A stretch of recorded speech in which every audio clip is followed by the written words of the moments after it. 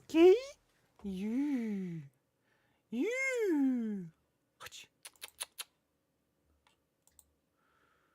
Okay. Hello. How are you? Can you see me? Can you see me? Can you hear me? Can you eat? What shall we start with? Let's see. Hello, everyone. Every four viewers. The viewer count of deaf, because four in Japanese can be also read as the word for deaf. So you better go above or below four, because four is the symbol of deaf. Did you know? Four is the symbol of deaf in Japan. That's why a lot of places avoid number four in hospitals. I think in elevators as well. You sometimes just have the third floor and then just the fifth floor. They don't have the fourth floor because it's the deaf floor. I'm not sure if you've heard about it. Now you know. Now you're educated. Okay. I'm going to show you. Hold on. Wrong light. Yeah. Well, four-leaf clover, sure. It's supposed to bring luck, but four is still the number of death. It is still the number of death.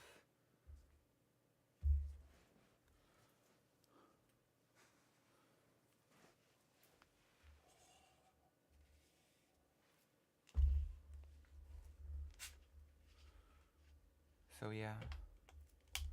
This is what you get. Mother quackers. Drink my drink. The 13-leaf clover is the lucky in my brain. We're up to 5 now. Great! Excellent. We're out of the woods, so I'm gonna show you my items. You 5 are going to be the lucky ones that are privileged enough to see the items. Fake Alec Cal Parker was saying, stream, stream, I'm home. And now Fake Alec Cal Parker is not here. This is what happens when I trust Fake Alec Cal Parker. Hello. Okay, so I bought this. Maybe I should make myself big for this presentation. Finally, after a long time, I've gotten my first items for, I don't know, enhancing my looks. This is a thing. You know what this is? Guess what this is? It looks like a misshapen butt plug, but it actually isn't. I bet all of you were thinking that it's a misshapen butt plug, but it's not. It is not a butt plug. Take your heads out of the gutter. It's not a butt plug.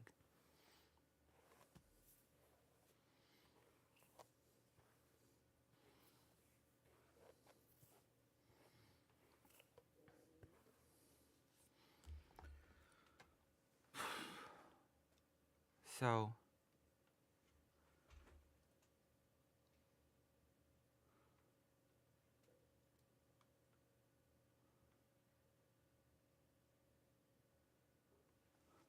yeah.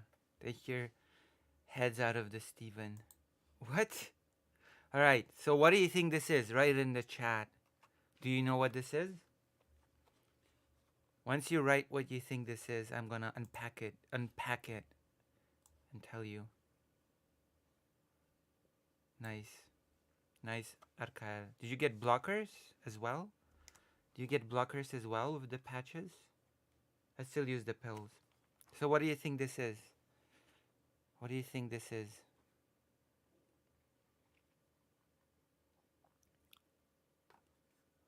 Yes.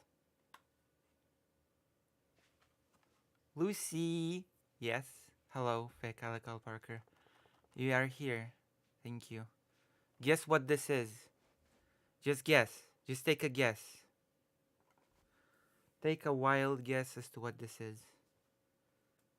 I didn't get blockers yet because I'm waiting for the fertility appointment. Okay, that's fair. Look at this. Come on, guess. I think it's a digital strawberry. No. Okay, so I got... I think I'm gonna be fighting my dog again tonight. Oh no, he just lied down. He's licking the bottle of... Oh my gosh, gave a tier 2 subscription, thank you. I'm currently writing a Mortal Kombat fanfiction. Any thoughts on the series? Include Goro. Okay? I think Goro was in the very first game. Boogie boogie! Come on! Come on! Boogie boogie! Boogie boogie! You? You?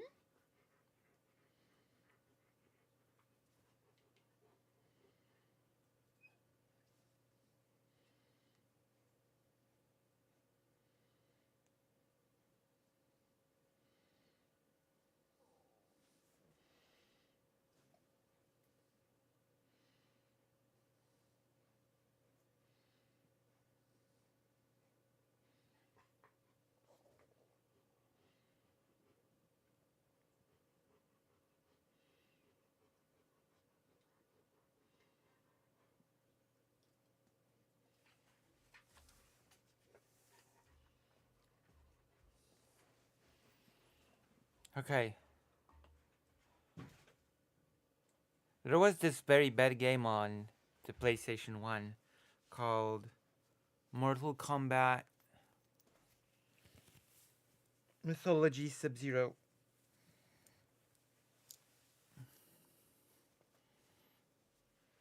Boom. I strip for you. I strip for you. Just for you. Fui! Listen!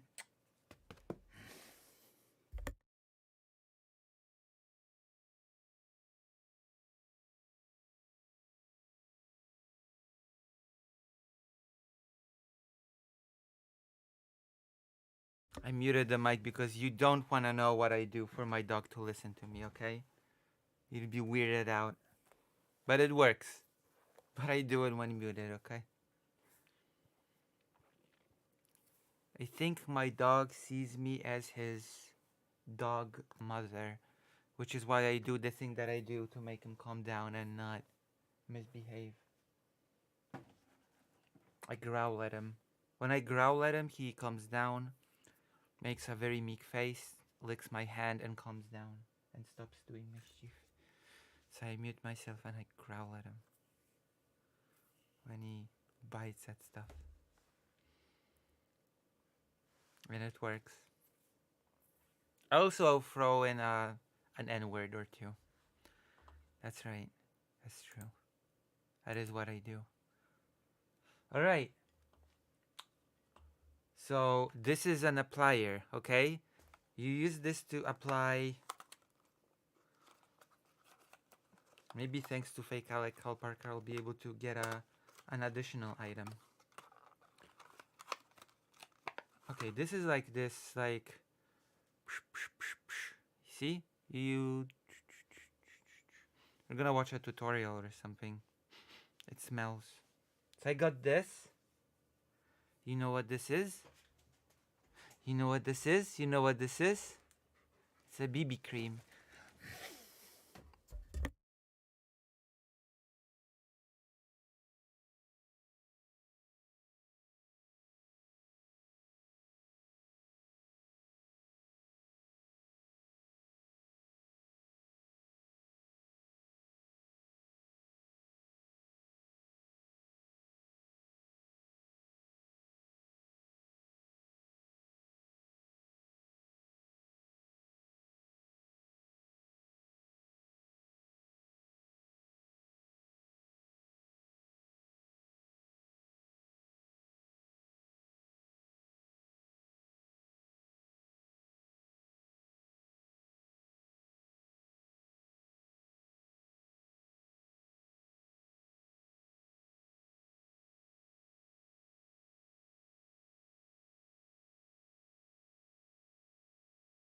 Yes.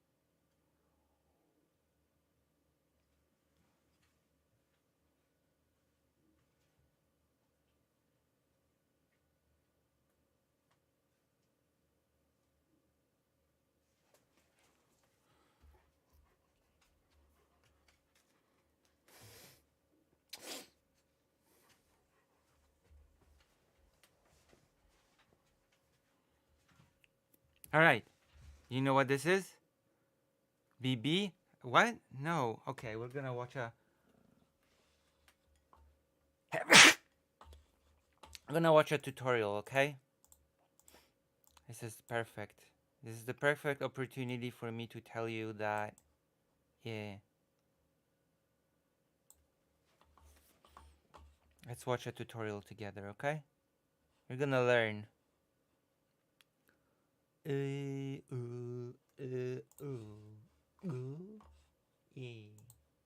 Okay, I'm ready.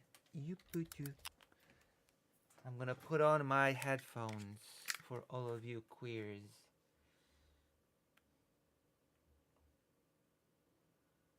Oh my god. Okay. Wow. What a. What a. Oh my god. What is President Sunday doing? Thanks, Steve. Sorry, couldn't tell. I'll let you pick Oh one no, item he's from the watching the store. manifesto. I watched a bit of it, by the way. I'm not above that. I'm not above watching a Destiny manifesto in my spare time. Okay? I'm not above. I'm not better I'm so than all sorry of you. to I'm human, to okay? lower to the lowest possible price. Okay, I will reduce it to the lowest possible. I'm not above you people. Um but I'm gonna show you the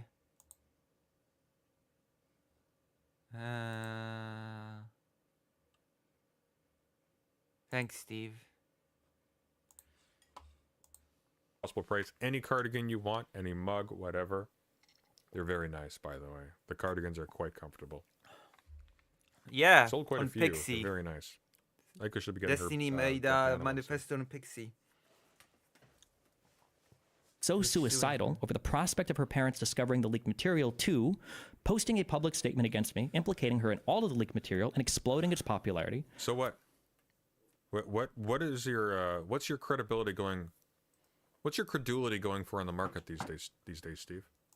What I got from this manifesto is that the real victim of this leak is Destiny, basically. Destiny is the real victim of this leak, and nobody else. Everybody else is just collateral damage. Who cares about the fact that the initial leaker was Destiny himself? Whatever. Whatever. Whatever. I'm gonna go to the tutorial now. Let's see. President Sunday is relishing this. 459 viewers. Who cares? It is unbelievable to me that someone who said they were suicidal, this went public, nonetheless took me to court anyways. I just can't believe it. I thought I was safe. Filing a civil suit against me without even trying in good faith to reach a settlement beforehand, and publicly provoking and continuing fights with others who were also public. This is the big consent guy, by the way. This is the big, he's really cool, he's poly, but he's all about consent, so you can trust him. Poly. That's this guy. Honest Steve, they call him.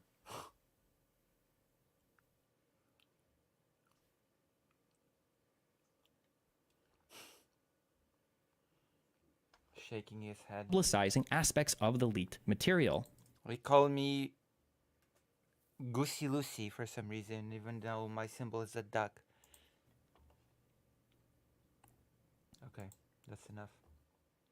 That's enough of that, okay? That's enough of that. I have had enough. Okay, what is BB cream? How to apply? We will learn together, okay? You ready? You ready for some positive stuff? Oh, look. Guys use it as well. So if you're a guy, use BB cream as well.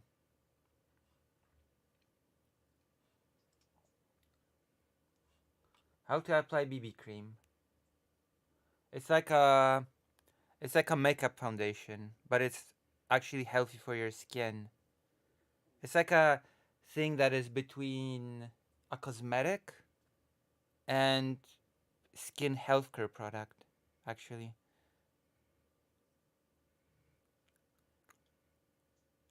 Goosey, not Doocy, okay? Goosey.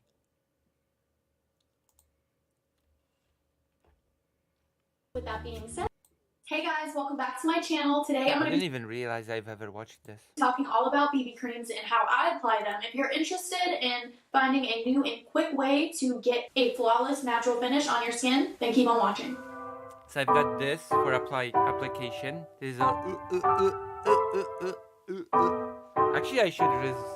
Actually, I should reverse the proportions here. Okay.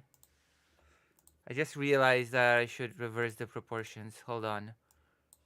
The browser should actually be small, and I should be big. Don't you think?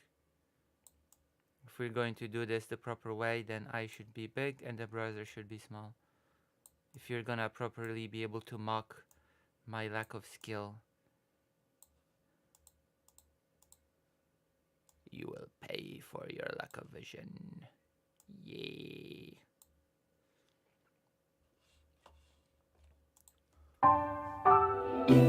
Before we get started, I do want to say that this video is sponsored thanks to Everglam. I'm really excited to share this product with you guys. With that being said, let's jump right into it. So BB creams are commonly known as beauty bombs or blemish bombs. A lot of times BB creams contain SPF, moisturizer, foundation, concealer, and often other skin treatments. There are a lot of anti-aging properties and botanical extracts that are commonly found in BB creams that are beneficial to your skin long term. BB creams are sort of similar to tinted moisturizers, except the tinted moisturizer is less thick and provides less coverage than a BB cream would. A CC cream would be a color corrective cream, and that would provide a lot more coverage and would be way thicker than a BB cream. The one thing too that I specifically like about BB creams is that the consistency kind of reminds me of certain silicone primers. They have an ingredient called dimethicone in it that acts and feels as if it's like a foundation primer. So I know when I put on BB creams, I don't have to worry about it sliding all around my face. I didn't put moisturizer on, but I did put like mascara and I did my eyebrows and I put lip balm on. But I'm just gonna go ahead and throw on. I'm just afraid of my dog licking my face when I have it on, to be quite honest with you.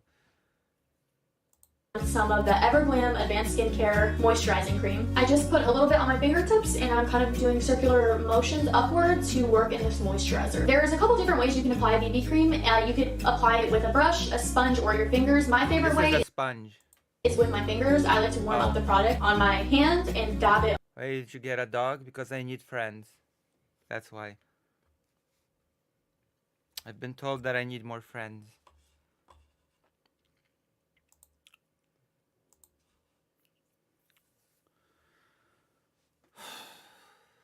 And then it turned out that the dog has an identical personality to me, but whatever.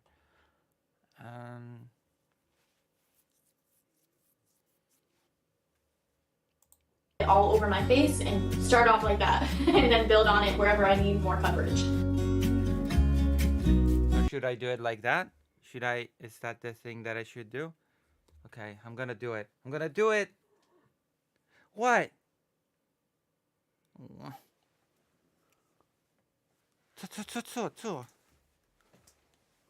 Oh. Did you hear that? He can't. I mean,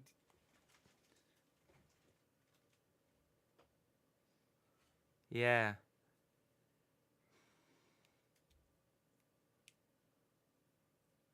My dog is sexist. Okay. I'm gonna do it just like that, okay? Like that you hold on. You see? It's not visible at all, I think.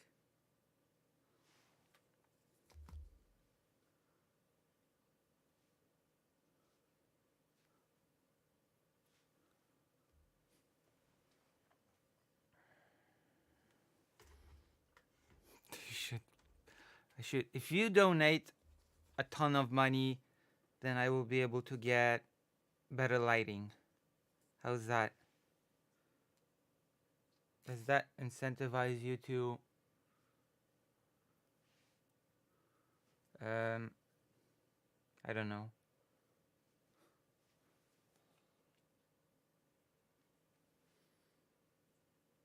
Does that incentivize you to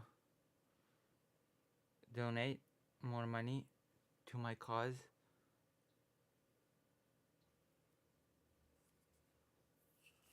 Oh, maybe. I don't know. This person does not have the hair back, so whatever.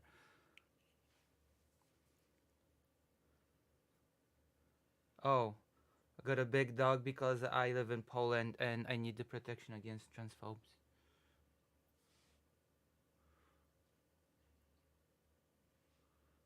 I didn't know that it would end up with a dog that's afraid of everything and everyone, but you know. It's a big dog that's afraid of everyone. Okay, what do I do now? Don't forget your neck. Wait, neck as well? And I just like For real? to take my middle finger and just pat it in.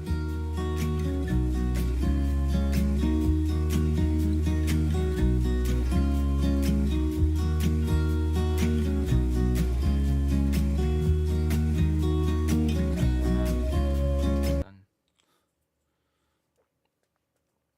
She's doing a better job than I.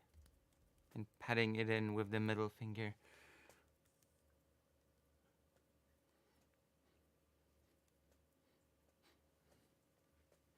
The smell makes me feel like I'm rubbing paint into my face.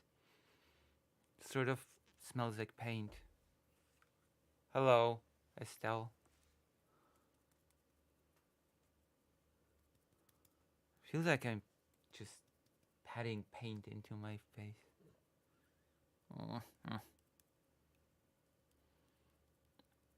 The occasion is I bought a makeup item and I'm trying to learn it. And I might as well do it on stream, right?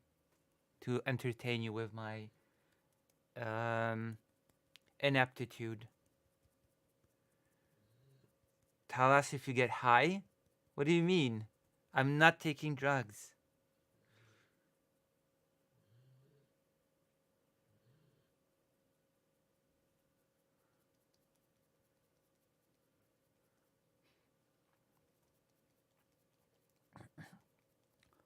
What? What do you mean?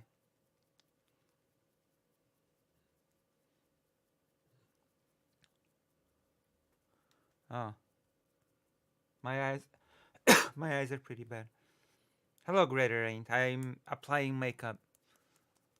So you have a little bit of positivity at the start of the stream for once. Oh my god. I'm supposed to pat it in. She just patted it in a few seconds and I'm like smashing my face.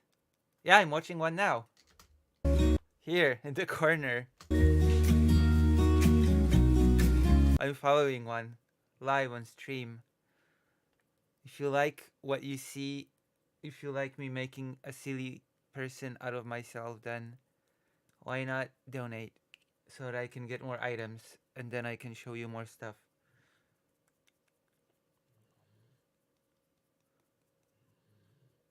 You need a cloth for a pad for a foundation. I mean, I have this, but this person is saying to pat it in with the finger. See?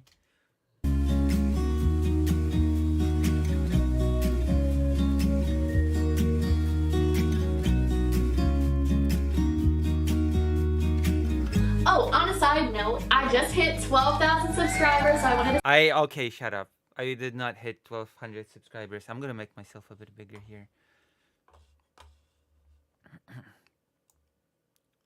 You're just like, I don't know.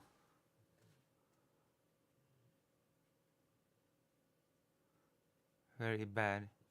That's not fair. It's outrageous. It's not fair.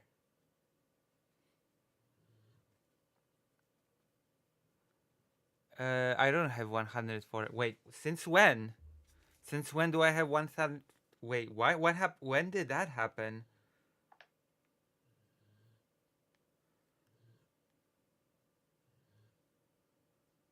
Hold on. When did that happen? No, I don't. I have 1,377. I was like, hold on, when did I gain so many?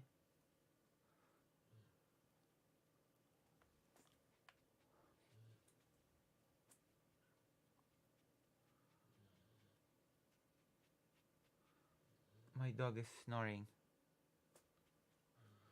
I should get better lighting, but I cannot until I, you know.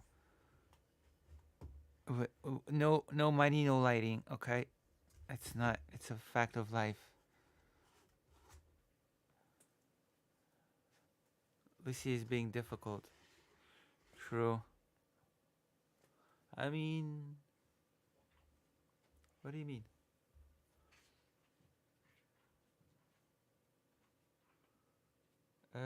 For me it says 1377.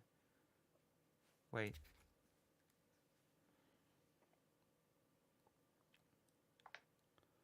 For me it says, yeah, 1377. It says for me.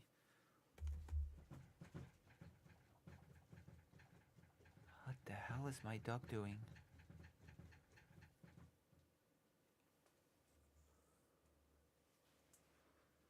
Lighting is making me look shiny. Hold on. That's better. Did it work, do you think? Am I BB creamed?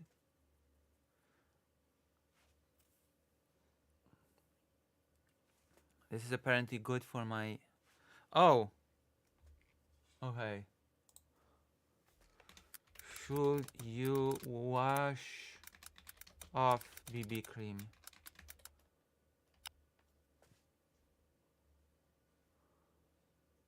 A final tip for using BB cream. Remove your BB cream before going to bed. Even though BB cream feels lightweight, it can be easy to forget that you are wearing it.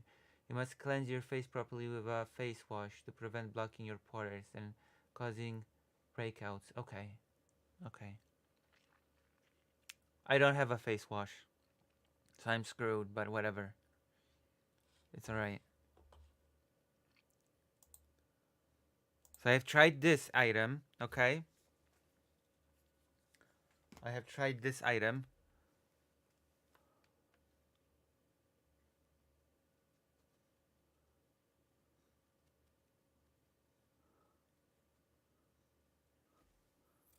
I have to wash my hair.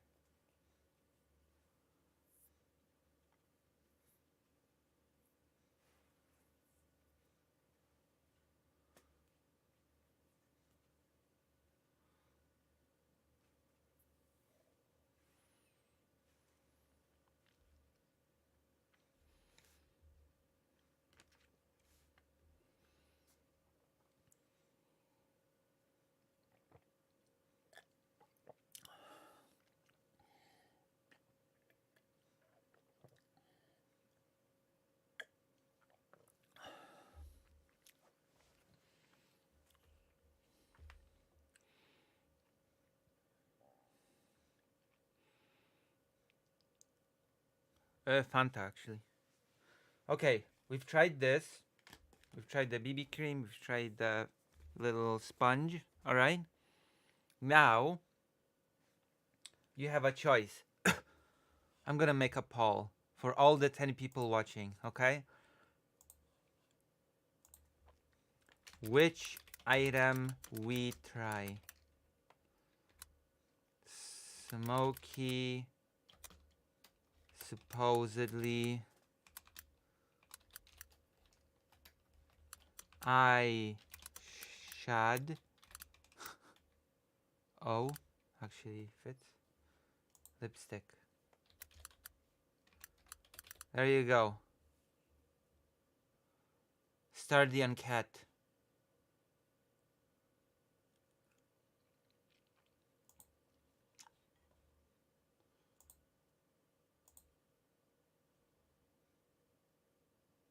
Yeah. Like this. This thing. Hold on. It's like a palette. A palette thing, see?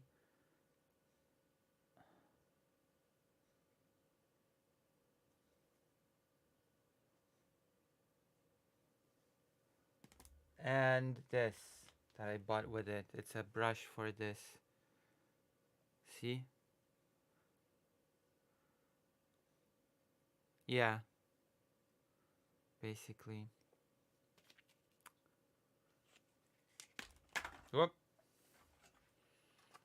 A real breathtaking tutorial.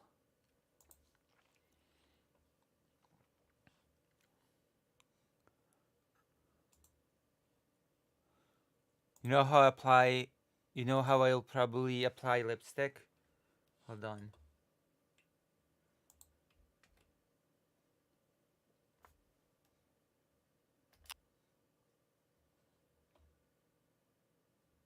This is how I will apply lipstick, okay? This is my lipstick tutorial. How do you like it?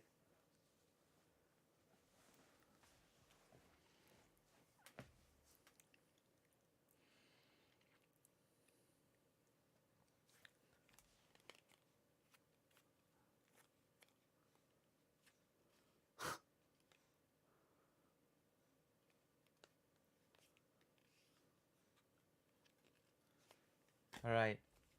I'm gonna open the brush. Oh, wow. Oh, okay.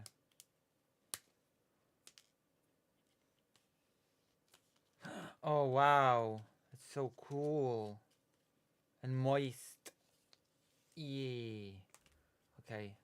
Do I need water for this? I actually probably need water for this, don't I? For some crap.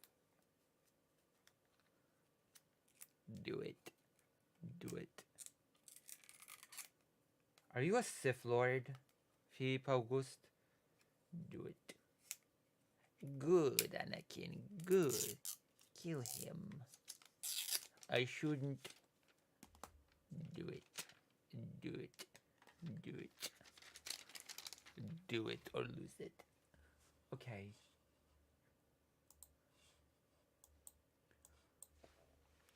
How to apply smoky eyeshadow for beginners. I'm a beginner. This, okay? Beginner smoky eye makeup tutorial.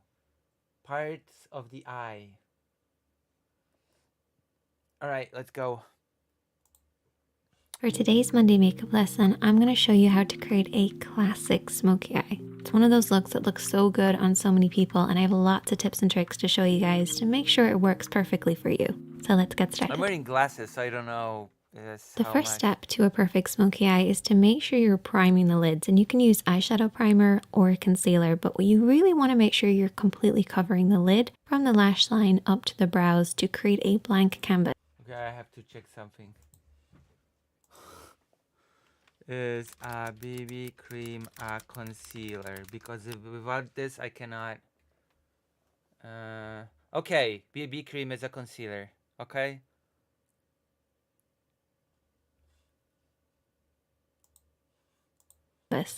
This is to disguise any discoloration that we might naturally have on our lids, and also give the eyeshadow something to hold on to.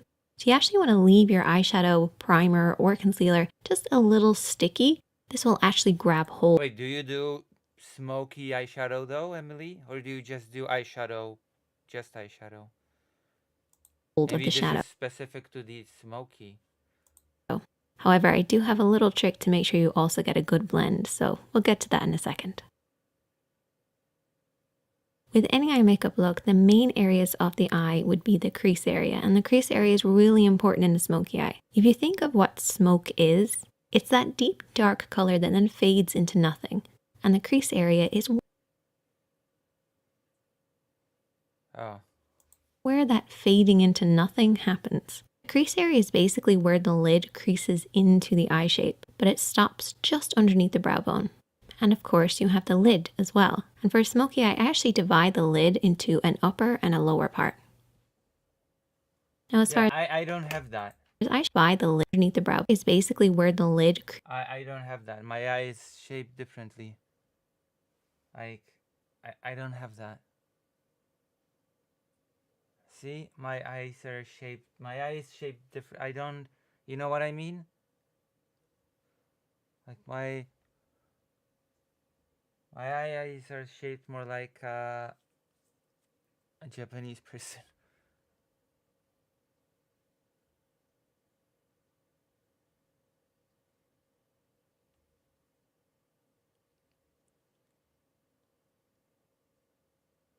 Yeah, I don't have that.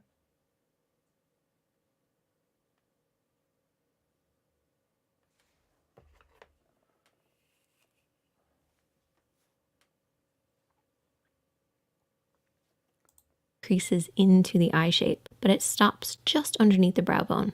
And of course, you have the lid as well. And for a smoky eye, I actually divide the lid into an upper and a lower part. Maybe I should maybe I should look up like I have more like this. I don't know how to explain it. I have to close the eye, but it's more like I have this gosh, how do I maybe I should make myself bigger to demonstrate. Hold on.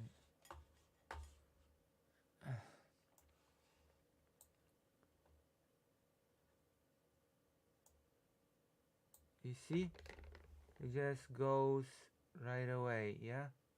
You see what I mean? Maybe I should look up an Asian tutorial. You know what I mean, right? Like, let's Now, see as this far as I person divide the open lid eye. underneath the brow area is basically where the See? lid crease is, where that fading I don't have this. My eye is not shaped like that. Like my eye is just boom, you know? You know what I mean?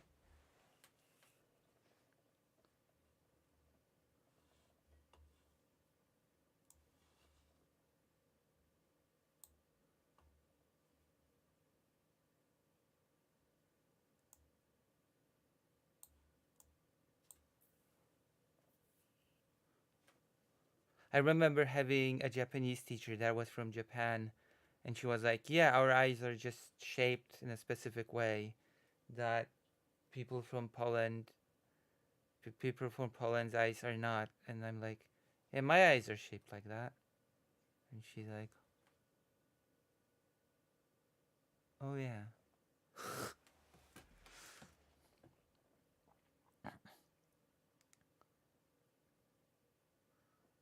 Shader below your eyebrow. So, I don't know. Will this tutorial be good for me? into nothing happens. The crease area is basically where the lid creases into the eye shape, but it stops just underneath the brow bone.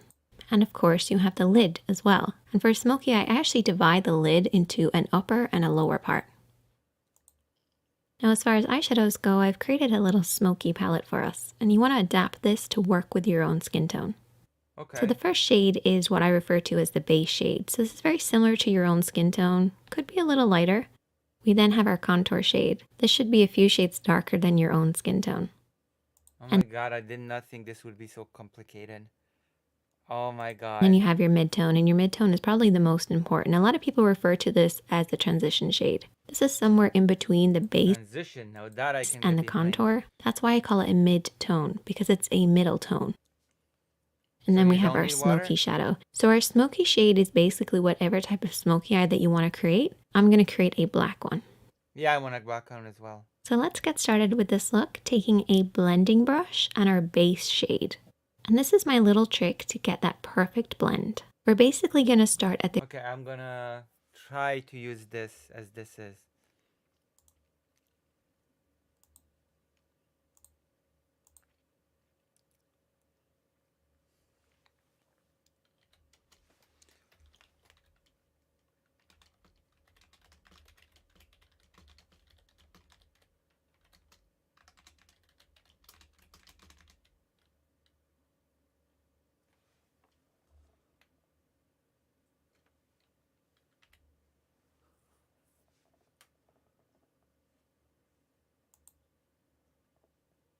Okay, let's try.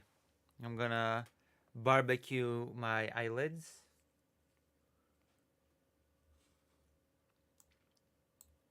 And we go from there. I can't wait to transition from this. I can't wait to transition from this into devastating, depressing news of the world. Wow, this is gonna be a thing, isn't it?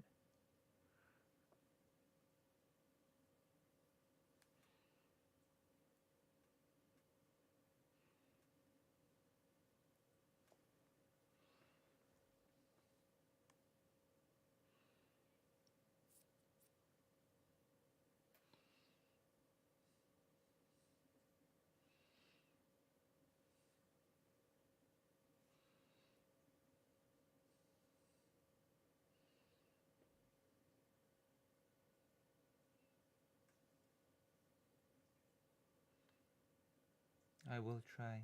I will do what I must.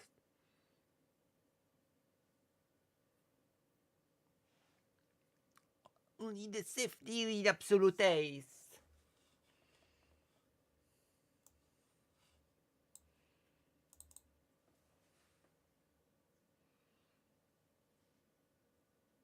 Okay. So what's the trick? Oh my gosh, I need to put on my glasses again.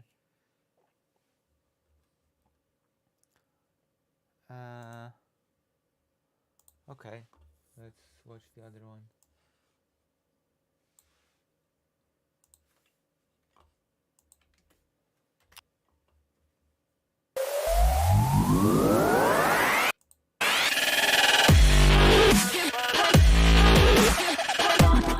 But my eye also does not have that. You know, that's also not my eye shape. Hold on. A smoky eye shadow tutorial Asian.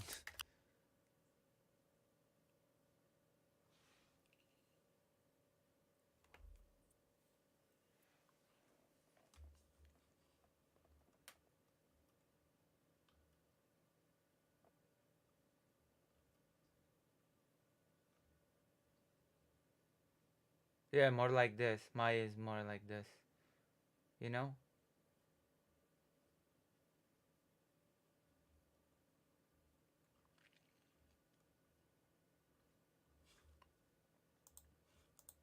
The crease of the eye and then work up underneath the brows. So you Okay, so I don't need any water. I don't need to moisturize the thing. It just works. Hold on. How do I open this thing?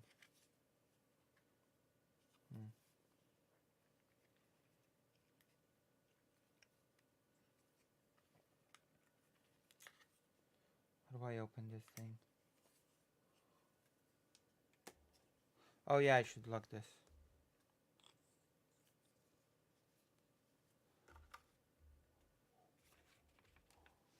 I should lock this, block this, whatever. In the meantime, let's see what President Sunday's up to. As I try to open this thing. Where's President Sunday?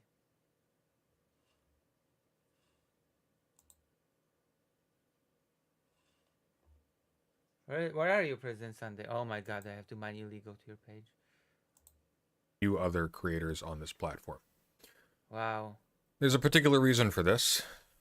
I'm opening it. One, How do I open this thing? I need a tutorial she on caught how the to name open Philosophy makeup. Tube for herself, Oh god. and then proceeded to Oh. make incredibly shitty. Okay.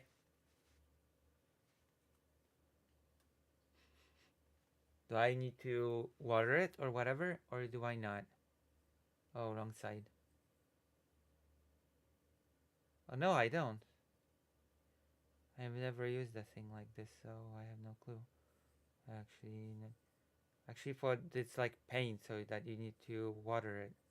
You know what I mean?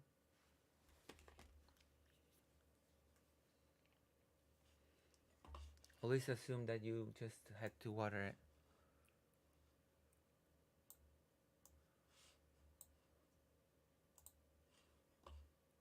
want to pack on this base shade to create a silky powdery effect, but avoid the lid.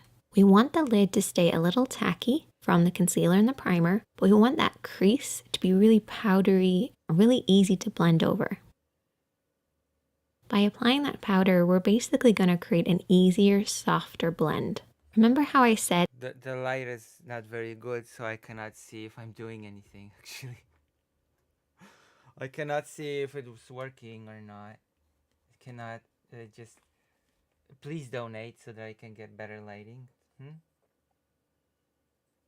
you donate for a better lighting for me, then you'll actually be able to see if I'm getting any I don't know, anything done. I don't know. I don't see anything. This is crazy. I don't know if I'm doing anything.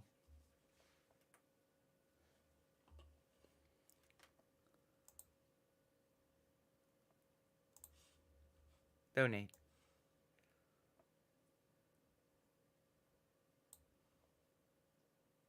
You should use makeup to teach me. Concealer and primer gives the shadow something to hold on to, well, this powdery base will make sure we have something to blend over, and that's how you get that perfect soft blend. Just make sure to avoid the lid, don't come down too far, keep it from the crease right up to the brows. I cannot hit For the next lid. step, My we're going lid to is keep with hidden. that same blending brush, and I haven't cleaned it off, and we're going to go in with our mid-tone, so our middle tone or our transition shade. And we're going to start over everything that we've already applied, but we're going to stop under the brow bone. So the first shadow went from the crease right up underneath the brows, avoiding the lid.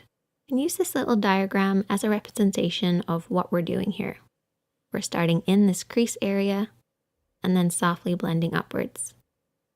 If you're not sure where to stop and start your blend, you basically want to keep it in between these two parallel points. I It looks really anything. I have to go to the toilet and I have to see, okay? I have to look.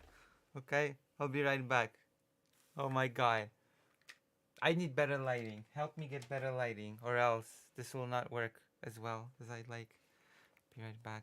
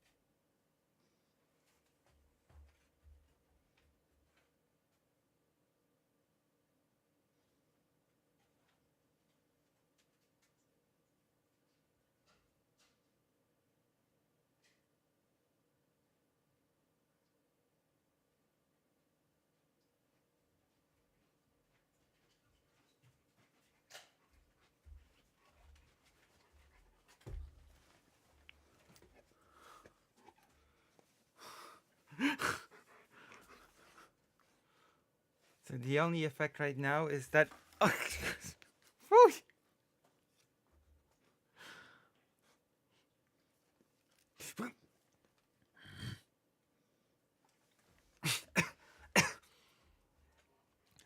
So the only oh my god. The only effect right now is that it looks like I've increased my eyebrow mass. I have no clue if that is the goal, but it just makes it look like my brows go lower and are much bigger. That's my makeup skill so far. My eyebrows got inflated by my makeup skill. I'm gonna be doing the rest of the stream with this beautiful setup, this beautiful makeup. complicated. Oh, wait, I need those. Oh gosh. But it's basically using the edge of your eye, nose, and brow on one side, and then creating a parallel line on the inner corner. If you blend outside the lines, don't worry because you can always clean up at the end. Just use this as a guide. Then we're going to take a clean blending brush, and I always keep a clean blending brush handy for every look, but in particular when you're doing a smoky eye. Go over everything that you've applied to soften out any harsh lines. No additional product needed, just soften out those lines. I don't have an additional brush, so what do? I can clean this out using, I don't know, a tissue.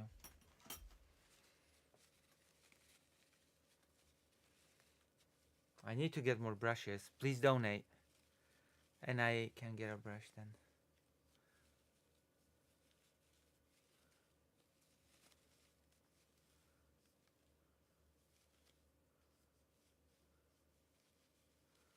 just gonna use this.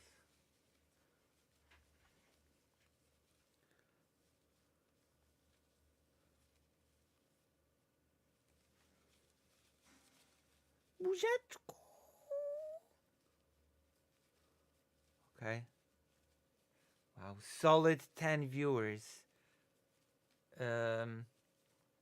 Literally fascinated and hypnotized by this display.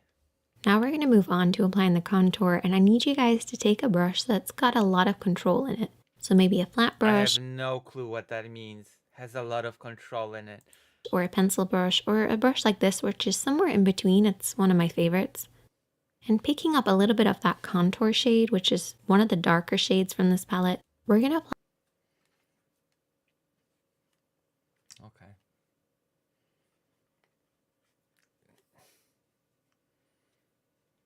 Yeah, oh gosh. Oh my gosh. All right. I'm almost ready. Apply this all over the lid area.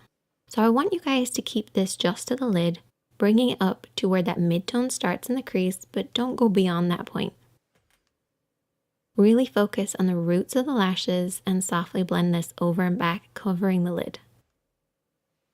Try to avoid blending this up too high because that can ruin the look. You want to keep it nice and deep and low. So what we're going to end up with is a deep dark look right at the roots of the lashes that then fades. Okay, I need better lighting. Okay. I need something, anything that will allow me to see what I'm doing.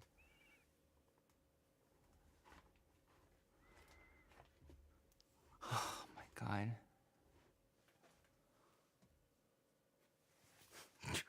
The lighting's horrid.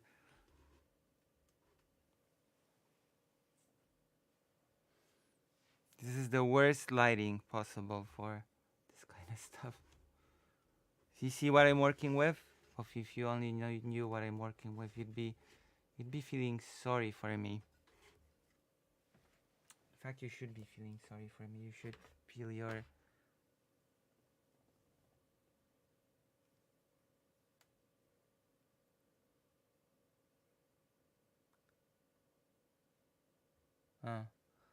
yeah, no, it's Poland. Plus, they'd stab me for trying to attend.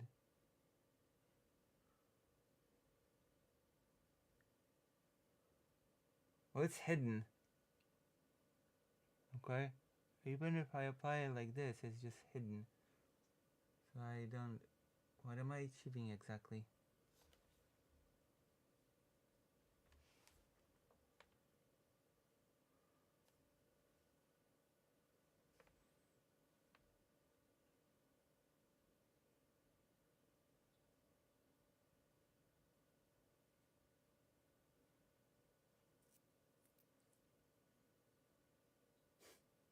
What a mess. Hold on.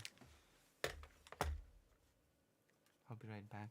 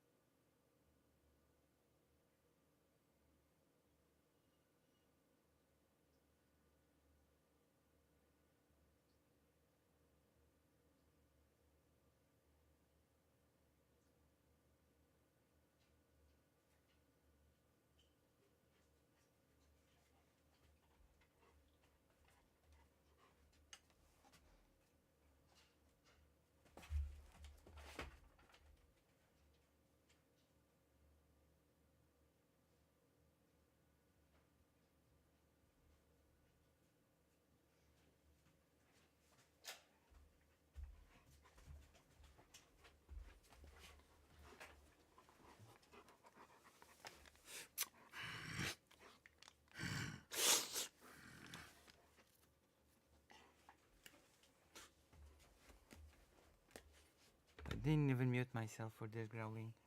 Okay, this is very strange. This is... My eyes are totally differently built.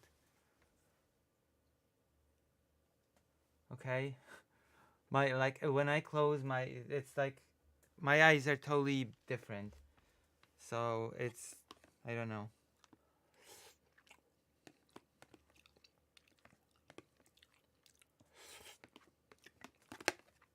Alright.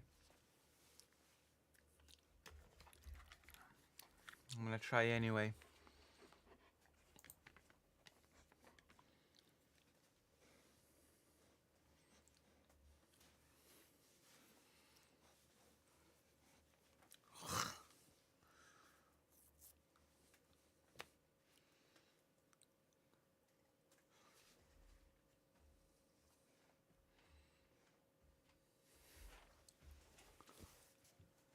Okay, let's continue.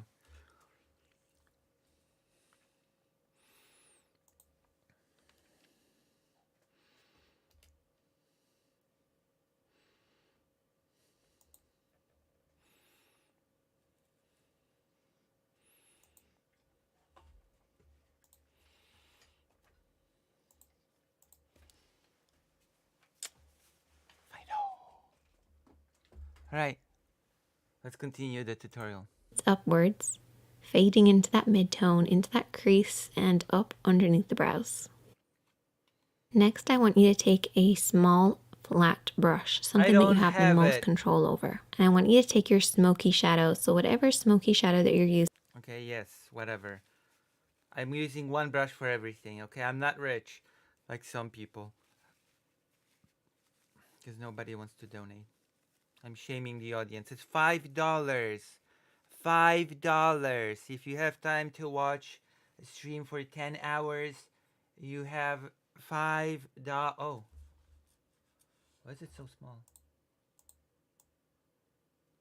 $5. $5.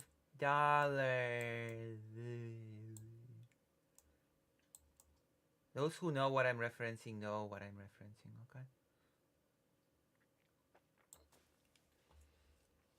$5. I'm using black. And there's two ways that you can apply this. You can bring your hand down onto the lash line, or you can come at it straight on. As you can see, my hand is pretty much at the level of my nose as I'm applying this. I'm applying it using the lash roots as my guide, and follow the natural shape of your lash line. I would so not be able to do this with my eyes. So not able to. If you have your hand too low at this point, you're going to blend that black up too far. And I don't want you guys to do that. So try to keep it at around the cheek level, or bring your hand over the top and press downwards onto the lash line. This is impossible. Either way, for just me. imagine that you're creating a liner But look. this is impossible for Just me. coat right by those lashes. And really pack it on there. Get in between those lashes, right onto that lash line. It's really important. We have to imagine that that black is What am I coming from supposed to somewhere, do so it with has my to eyes start here? really dark It'll at the be base. hidden. It'll be in... Now for shaping wise, I like to have it slightly thicker just in the center. It's almost like an oval shape. This will create that classic round shape that you get with a smoky eye. So it's slightly tapered on the inside and the outside, and highest in the middle. Before you go any further, what I want you to do is take your fingertip and really press on that pigment. Push it right at those lashes. No smudging, no blending. Just pushing that on there. This will remove any fallout while also making sure we're really packing that pigment right at the roots of the lashes. Once you've done that, you can then take your small blending brush or a pencil brush and softly and lightly smudge this out. Watch for your hand placement here. Okay, What I this want you have guys to do. remember is that if your hand is low, your blend will be high. And that's good at the start because we want to bring that black from the root of the lashes. Okay, when I open my eyes, all this will be hidden. None of this will be visible. Okay? My eye is built different. Look. Look at my eye. Up close. Here. You see what I mean? Yeah? I close my eye. I try to show my eyelid. I open my eye. It's just gone. It's gone. So, what is this? What does this do for me? Nothing. Right?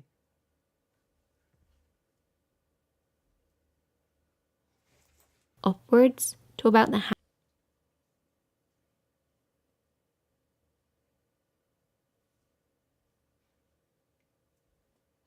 halfway point of the lid.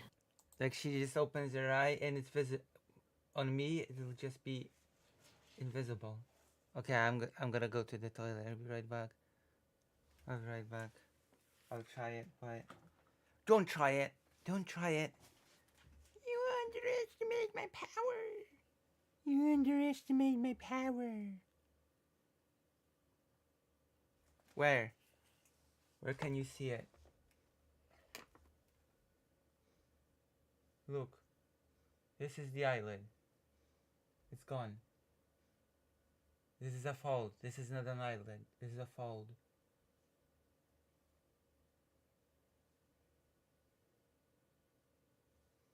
Yeah, because I did it on the fold. I did the makeup on the fold as well. So it's visible, yeah.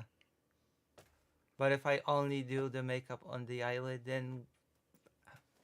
One moment.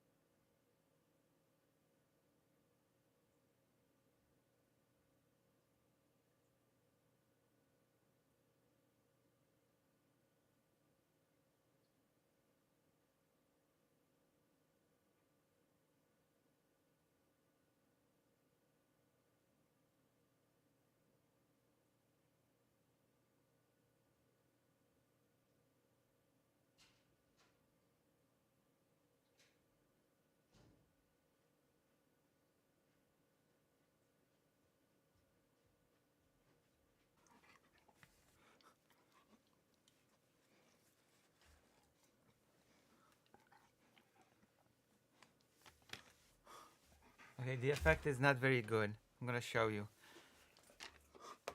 That's not a very good effect, okay? It looks strange. It looks like I just have black eyes. Listen, nobody's perfect on the first try. Whoa. Good effort. Good effort.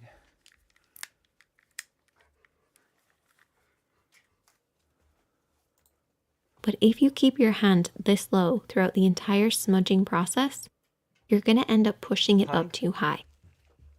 Bring that brush slightly upwards. Nice? I don't think so. I don't think it looks nice.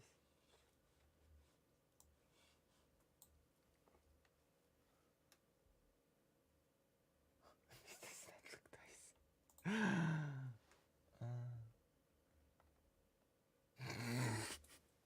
What an effect. Alright. This is my first try.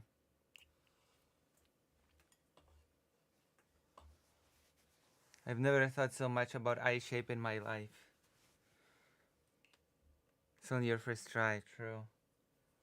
We have to do this more with better lighting. But for now, we're gonna go to the news. We're gonna... Let's snipe President Sunday. The misleading, poorly informed, frequently ghost-written, non-philosophy videos Oh. that don't inform people of what Oh, Lucy! You know there's a joke I could make, but it might be a little bit mean-spirited. Okay, make the joke. Make the joke. Make the joke. Dr. Jones, make the joke. Okay? Make the joke at my expense. Be like everybody else in my life. I don't have nail thing. I don't have a nail thing. If you want me to do my nails, then donate. So I can buy it.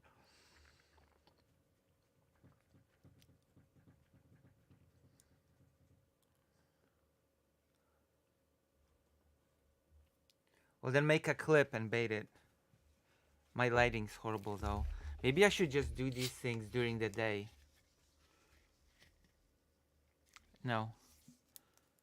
No, I don't. I'm like... It's in memes. Okay, I guess that's fair enough. My makeup skill is all one big meme. True. My makeup skill is a meme. I will agree.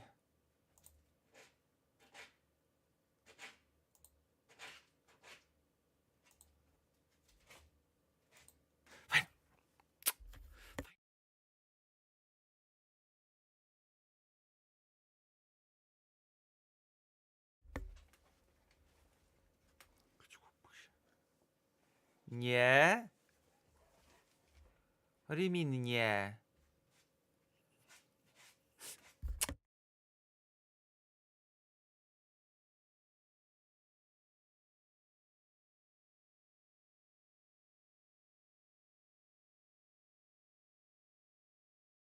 I have to growl at him like I'm dog mom. Tell him to stop doing stuff. And he stops, actually. He actually listens. Are you gonna do the lipstick? If we get a lot of donos, then I will do the lipstick, okay? I need an incentive. philosophers wrote or give people a reason to be interested in them, but instead give people a reason to be not See, interested President Sunday in is philosophy. Let We him go. covered her Nietzsche video, Was Nietzsche Woke? Which was a joke. It's like, oh, it's stupid to call Nietzsche woke, but in the process of which he was going through a shoddy assortment of sources, Wait, hold on. most of them through Nietzsche woke, but in the process of which he was going through Uh-oh, misgendered. He said he. Unless he has a very soft pronunciation and he said she, but a it sounds like he said he. shoddy process of which he was going through See?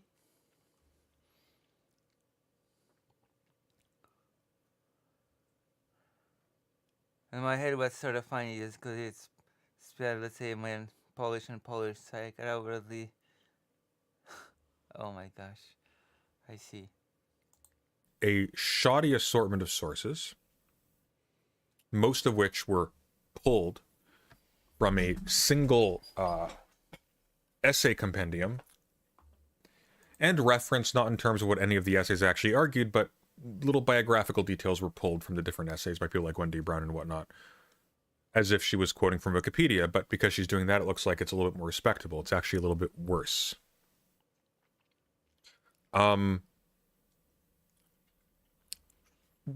Slandered the guy as being anti-Semitic. He was not, on the basis of an additional book which has been heavily criticized for casting aspersions on Nietzsche on little to no evidence. She's very bad. She's someone who's producing a product Oh. at the expense.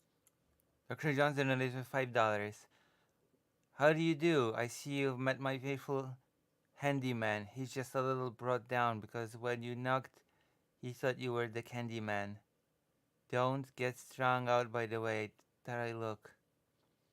Don't judge a book by its cover. I'm not much of a man by the light of day, but my night, I'm one hell of a lover.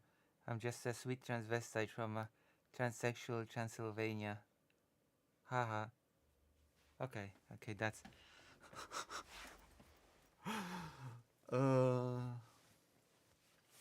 Would have worked more if I was Romanian, I guess. Because that's in Romania, yeah? I read it out loud as well.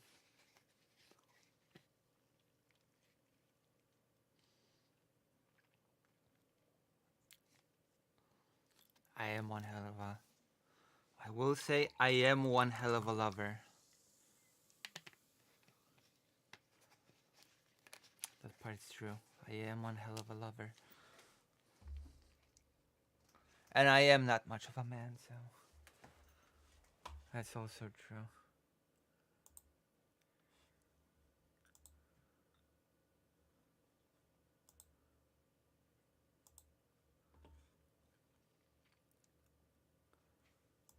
I wonder if fake Al Kyle Parker has done this segment. I think fake Alec Kyle Parker might secretly hate me, but we'll see in a moment. We'll see in a moment, okay? Oh, no segment. Okay, okay. I give you money to soften the blow. Thank you. I will buy some new stuff with it. Of philosophy. She's not just doing bad philosophy. President Sunday just hates women. That's what I'm getting from this. She is actually about Trump and him hating Ukraine, which is true. accurate. Plus, you still have to try lipstick. I told you, if we get donations, if we reach like at least $50, starting now, so we have 10. We need 40 more. Directly misrepresenting philosophy without doing any research. Okay, don't Any be research so at all. Proud of yourself. Okay, let's see. It by saying that his new book, Beyond Order, is genuinely pretty good. No, it's not. It's actually exceptionally bad, even worse than the first one. Oh, okay. Oh my God, President Sunday just bashes everything. President Sunday's a hater. I'm saying it.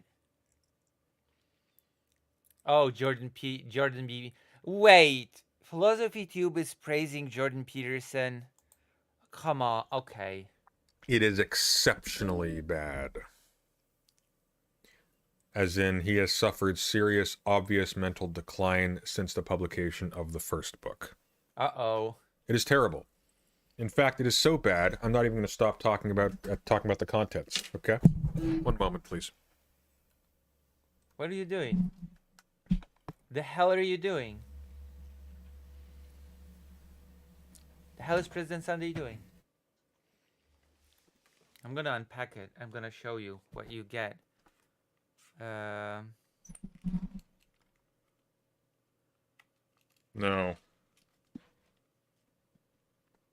I hold before you the 2 tablets of Jordan Peterson, okay? This one was published first in, I think, 2008. Am I mistaken? When was this published? No, it was 2008. It was much later than 2008. 2018? 2017. 2018. 2008. I must be tired. Silver for Life and Antidote to Chaos. 2018. This one, I want to say 2020? 2019? 2020? 2021? Quite nice. 2021. I can count. 2021. All right. Without even talking about the contents. Without even talking about the contents, okay? Smells like I could eat it. Let's look at what this bad boy is made of. Whoa, I smeared it on the... White paper binding. Nothing to write home about in terms of the actual cover material. However, as you can see by those wonderful arcs, if it ever focuses, damn you, those wonderful arcs. Sunday just hates women. Maybe just insecure, he doesn't want to see his own philosophical understanding displaced or trivialized. True. by Brooks. By the headband here. Come on. Are you still doing the song without donating more? Fivers? Is that what's happening?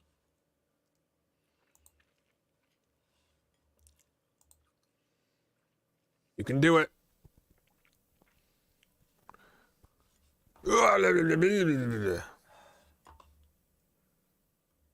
This Who likes that gets one better? 300 viewers. As you can tell by the signatures, This there's is what happens when you a white cis guy, okay? You get this many viewers for doing this. loops where the pages meet the Okay. spine. This is a sewn binding. The How paper typical. is almost a slight cream color and it is nice and thick. This is a well-produced volume. If you got the first edition in hardcover, it is actually a quite gorgeous book in construction. Certainly in terms of its cost, which was something like $20. It was not cheap, okay? Years pass. And even before, the economic consequences of COVID-19 have come to fruition. Beyond Order releases. It is not so nice. When I remove the jacket... Should I do this? Would this get me viewers if I were like... Because I've got a whole shelf of differently binded books. Oh, this book, okay. This book on ethics. Actually, this is a book on ethics. Alright? I don't like the cover very much. It is like a very, very generic cover of a book, if you've ever seen one. Like a really bizarre ghost horror story. It's written by Peter Wardy and Paul Grosch. It's called Ethics. Ethic in a very easy and clear way talks about the most important moral questions. And it's an introduction to morality. Here you go. It is binded, simple glue, no real curves, little booklet. You can put it in your pocket, technically speaking. It's one of those little take it with you. It fits everywhere. I haven't read it yet, so I have no clue if it's good on ethics or not. But, you know, there you have it. You can have fun with it. That's it. Is that how I'm gonna gain views, by talking about books like this, like President Sandinas? Also, your talents are not wasted here. I'm reading your comments. Okay. I don't ignore you, Dr. Johns. There's an interesting compromise here. Whereas the original There is 12 no Rules for Life. There's no compromise here. It's just a simple booklet, simply bind it. If the glue goes, it'll just fall apart. Okay? If the glue goes away, the book goes away. I should maybe read it, actually. It looks like a very small booklet. Chat, 15 people here right now. Should I read ethics? Should I delve into philosophy? I'm actually gonna ask this of the chat. Would Lucy Haze be suited for philosophy? Let's go, I guess. I mean, in any language. I'm gonna read it and then I'm gonna talk about it. Is Lucy suited for philosophy? Yeah, maybe. Yeah. Hell no. Start the poll. I stopped talking about the book and already people have left.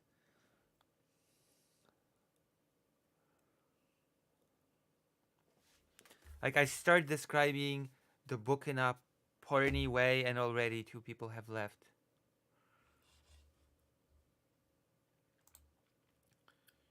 I've got a lot of books. I can do this with a lot of books, okay? In fact, I can do this for the book that I'm reading right now. Let's go. I'm gonna do it, okay? I'm gonna give you I'm gonna give you the rundown of what I'm reading right now. You ready? It's a beautiful book called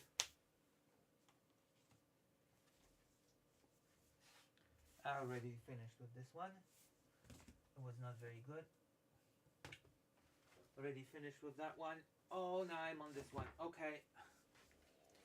You're in luck because this book is in English. It's an English speaker's book. Okay? The War Came to Us. Life and Death in Ukraine, written by Christopher Miller, a journalist. And as you can see, it has this paper cover, over cover, that's used for protecting books further. See?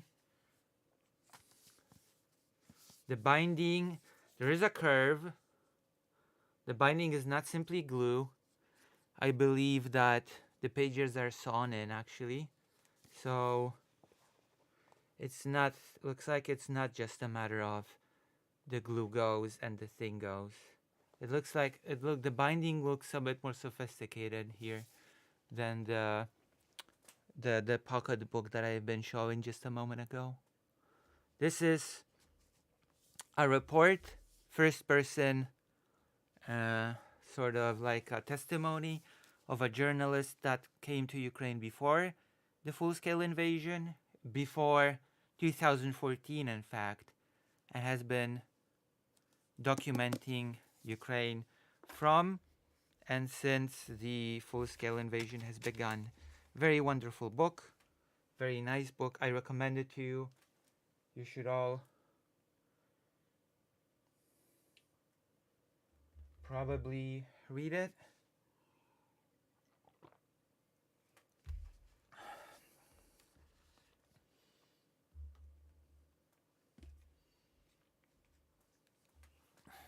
There you go. I can feel my prestige growing. I can feel my number of viewers live growing, okay? Just from me talking about a book that way. I can feel that my chat is a bunch of book perverts. I can feel it. Was paper, and paper. This appears to be paper, and I think that could be cloth. You cannot recognize cloth from paper. President Sunday is a fraud. I think it's cloth. It's either cloth or it's heavy embossed paper. But the spine looks, at first glance, a little more posh. I miss having a bookshelf. You should. Alas, Be ashamed. it ends there. If you donate even more, I'll be able to go get a laser for my face. These pages you can see, just from the fact that how flat it is. These pages are glued.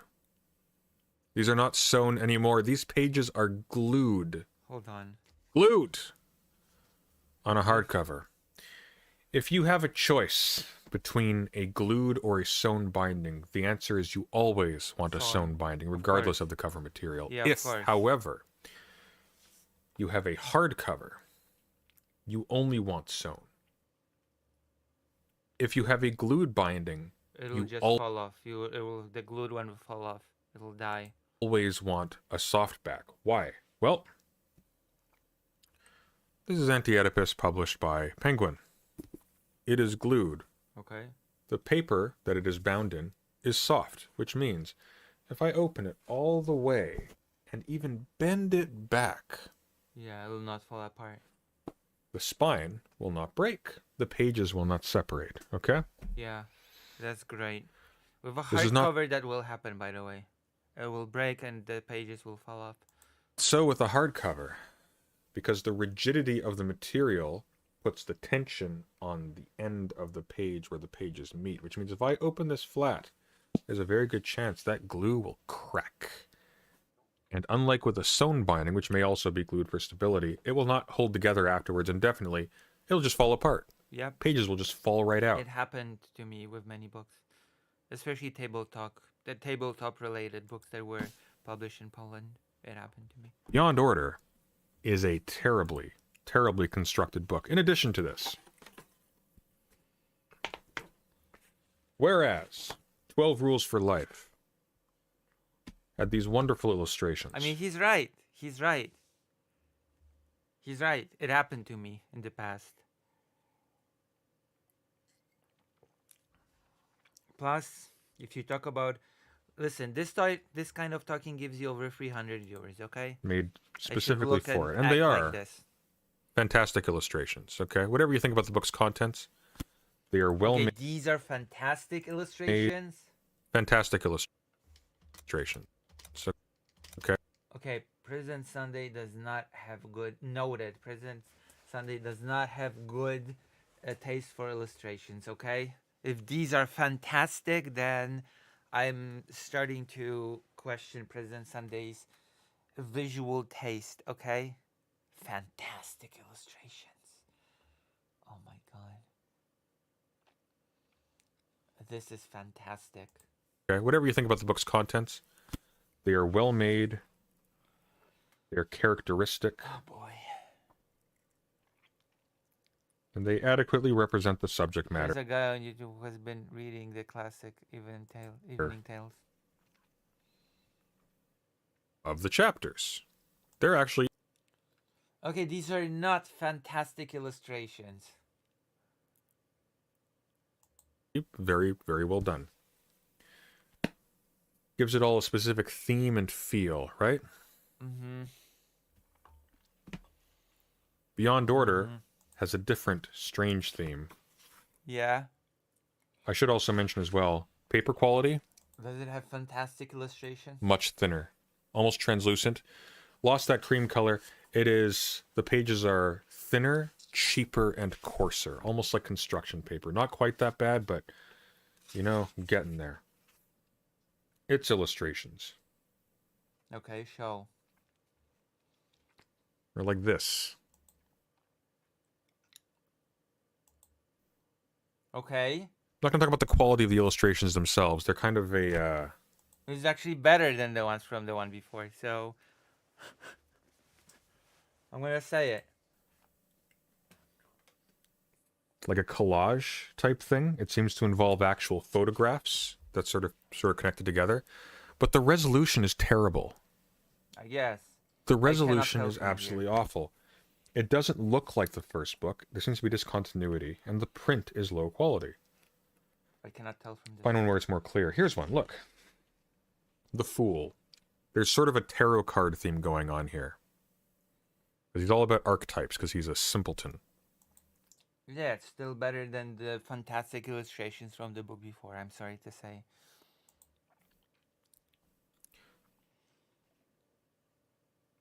The resolution is horrible. These are horribly made. This is a horribly made book. 12 Rules for Life. I can't speak of the paperback. This was an elegantly put together book. Who's here? You Stalin? Did you get discouraged? Stalling what? I told you I'm gonna do the lipstick when you reach $50. I'm not sure if I stuttered. $50 and we do the lipstick. I've been ignored. Do not ignore me. No way around it. Contents are garbage, but elegantly put together. Okay, let's. Oh my god. Just like you can't start calling your Muslim coworkers things associated with. Is she trying to signify that she's available to him? I don't know.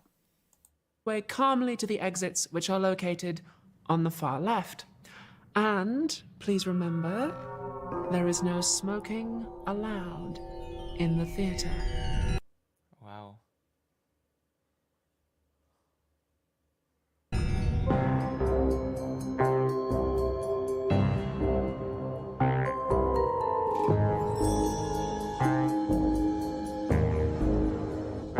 He hates the person. He hates the person, so he's gonna hate everything. He's gonna hate the presentation, the music, the aesthetic, everything.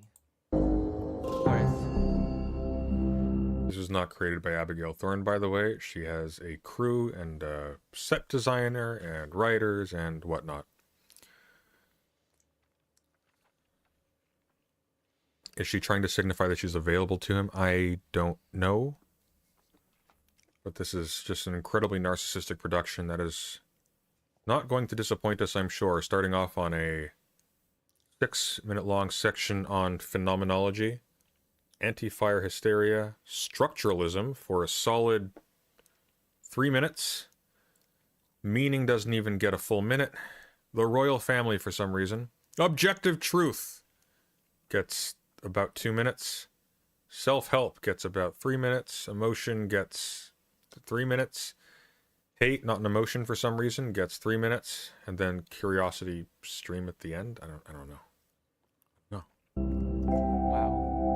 Jordan Peterson is a Canadian clinical psychologist and public intellectual, author of 12 Rules for Life, the 2018 smash hit that made him a household name. The subtitle for 12 Rules was... No, that's not true. The household name was because of the spectacle Canadian bill. around... Yeah, the bill about... What was it about? Was it... No, it was compelled speech. It was Jordan Peterson screaming about how you will go to jail. I'll go to jail because they can't tell me how language to use. I will go to jail. Bill C-31. Which he slandered to shit and characterized it as, you will go to jail if you don't use people's neopronouns in public. What it actually was protections for people who are harassed by coworkers. Your boss insists on calling you she instead of he or he instead of she, etc., etc. And in a professional environment, that's not acceptable. People should not be able to be attacked on the basis of their identity while they're at work. And so that's a thing that you could be taken to court for, which I think is perfectly valid. That's not coerced speech. You're in a work environment. It's just like you can't start calling your Muslim coworkers things associated with hats and Who says that I cannot? beach material, I will go right? to jail Like for the right you to wouldn't do do it, that. sir. That wouldn't be acceptable. Same deal. You cannot see you should be able to see the video. It's in the corner. It's in the corner here. Okay, I'm gonna flip the proportions again, okay?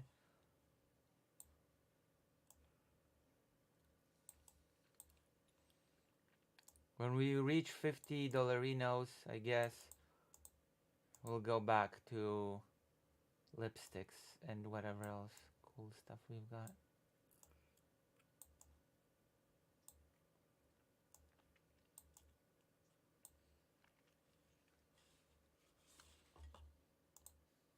Same deal.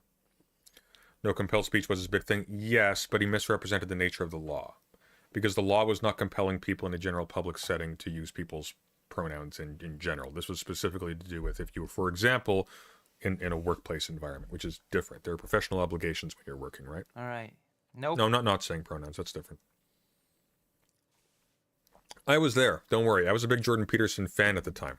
Oh my God. I was. When I bought my copy of 12 Rules for Life, that was not ironic. What an admission. I was a right-winger when I started my channel. Like, monarchist. Why are you covered in drywall dust? I'm telling you. He was wrong. Which why Jordan B. Peterson is an idiot? Because I was an idiot. Am I serious? I am very serious. The last 5 years have been a journey for me, okay? You have no idea the whiplash. Look at my earliest content. I came out of Christian apologetics. That was the area that I was most involved in. Mm-hmm. Why'd you switch over? Self-education, conversations, just grew as a person, which is very painful, by the way, not very fun. Were you right-wing when you bought the Jordan Peterson book? I was on my way out. I was deep on my way out by that point. I don't think I'd even started the channel then. That was in 2018. I think I started my channel in 2019. And I was starting to turn about mid-2019. My first video that I published was shared. I got my first boost in viewership because it was shared by the Distributist. That's a neo-reaction guy who was sort of in friendly convos with Sargon of Akkad back then. An antidote to chaos. And in the marketing and the hype and even the foreword to the book, it was billed as a way of achieving objectivity. The pitch was that society has become too relativist and nihilist, and it's all the fault of these postmodern neo-Marxists. We've lost our values. But here comes Jordan Peterson, and he's going to sort it all out. Now, as a pitch, that's quite philosophically muddled. And 12 Rules was criticized for failing to achieve the objectivity it was striving for, and for making a number of leaps of logic that favored That makes no sense. right. Objectivity is when men are subjective. That doesn't even make sense grammatically. You mean objectivity is when men are listened to? Or when men are allowed to be subjective? Or when men's subjective judgments are elevated? Because that just doesn't make sense. Political positions. However, things mean- have changed a bit. Not to be that person, to steal man philosophy tube a bit. I think that's the point of the mocking title, okay? That it doesn't make sense. That's the point. The book doesn't make sense. Since 2018. Peterson has been on a nightmare odyssey through the medical system, and he's been catapulted into the limelight as a public figure. Neither of those are easy things to do, believe me. And now his new book, Beyond Order, contains a subtle but very important philosophical shift. Peterson is now doing a very interesting kind of philosophy called He's not, by the way. phenomenology. No, he's not. Phenomenology is famously very simple. To understand it, let's read a passage from philosopher Edmund Husserl.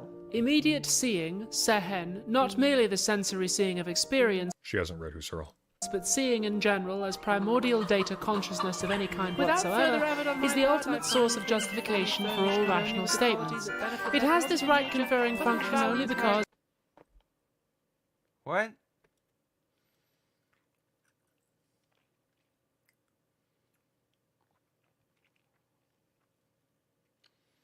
I didn't leave, by the way. I'm here as well, giving you the view. Thank you. Phenomenology is a study of Socialist. structures I of can consciousness see you. as experienced from the first-person point of view. Traitor.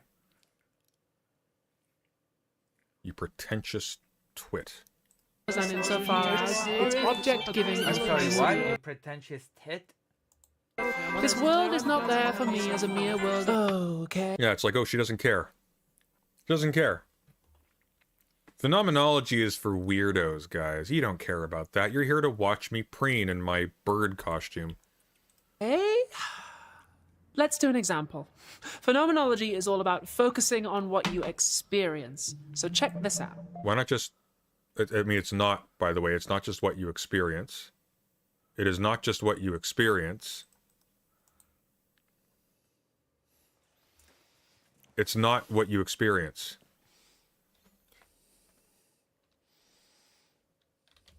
It's the makeup of consciousness as experience, not just what you experienced. Oh my god. So just go for a little walk around me. And you at home, keep your eyes on the couch, okay?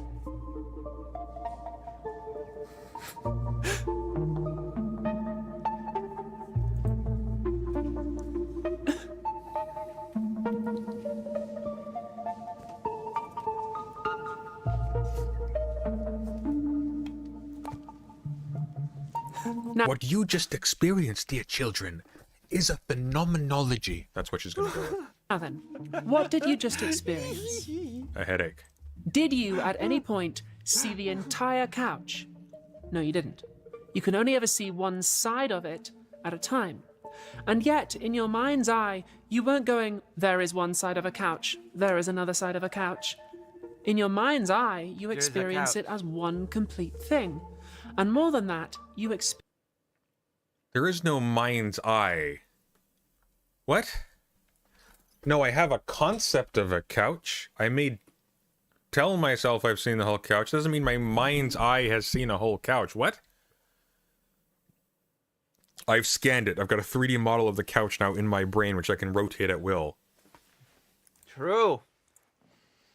What if half the couch is missing? What? it as being for something. It's a couch for sitting on. It looks comfy or ugly or whatever. Sunday, that's stupid semantics. People do tend to tell that to him. People then to say that to him. Maybe it reminds you of a similar couch that you've seen. Maybe you'd like a couch like this one. Maybe you'd like to do something on a couch like this one. Yeah, I look. Okay. Calm down. So your experience President Sunday is disgusted and revolted at the very prospect of doing anything nice on this couch. of it brings in bits of the past and bits of the future and Mythblat, thanks for the $10. This was the video that made me unsubscribe from Abby Theory. I don't blame you. Maybe it'll be the video that makes me subscribe, since I've been, you know. desires and values. This is a very different way of looking at the world than a scientist or a computer might.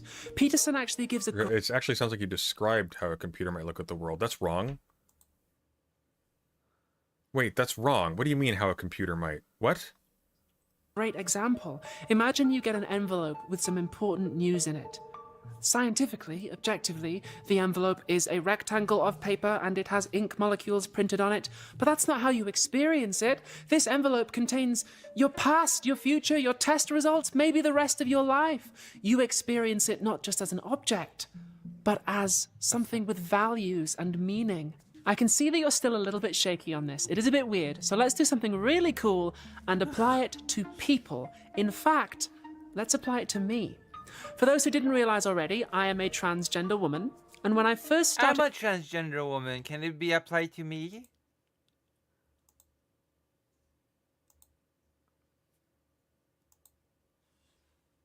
transitioning, I would go out into the world dressed how I How does she think computers... I think she thinks computers just are like humans but dumber, and she thinks that humans have three-dimensional copies of objects in their brains. Like a pre-Aristotelian philosophy of mind. Well done. like to be dressed. And some people would see me and they would think, Big Bird. I see you and I think Big Bird. Which means the person holding the camera is probably Snuffleupagus.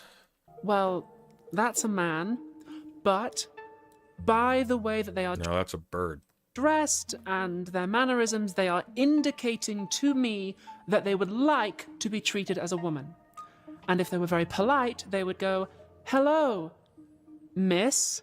Please, chat, post in the comments how I couldn't tell. Oh my god, you're so stunning. You totally weren't baiting for that response at all. How can I help you? And if they were very rude, they'd say something else. But after No, this is Patrick. a while, What? something interesting started to happen. People didn't have that initial experience and then have to think about it. They just started recognizing me as a woman. Something in their brains, or maybe in me, flipped. Money. Okay, what does that have to do with phenomenalism? Okay? What does that have to do with phenomenalism? I don't know. What does it have to do with phenomenalism?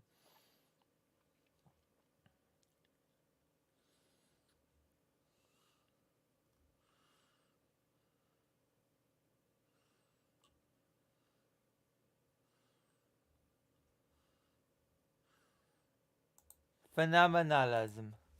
Money. You had a lot of money to pay for makeup, pay for clothes, pay for voice Clutches. training, and so on and so forth. And Clutches. power to you, which you then flaunted, less power to you, in front of a whole bunch of people in your audience who can't afford these things.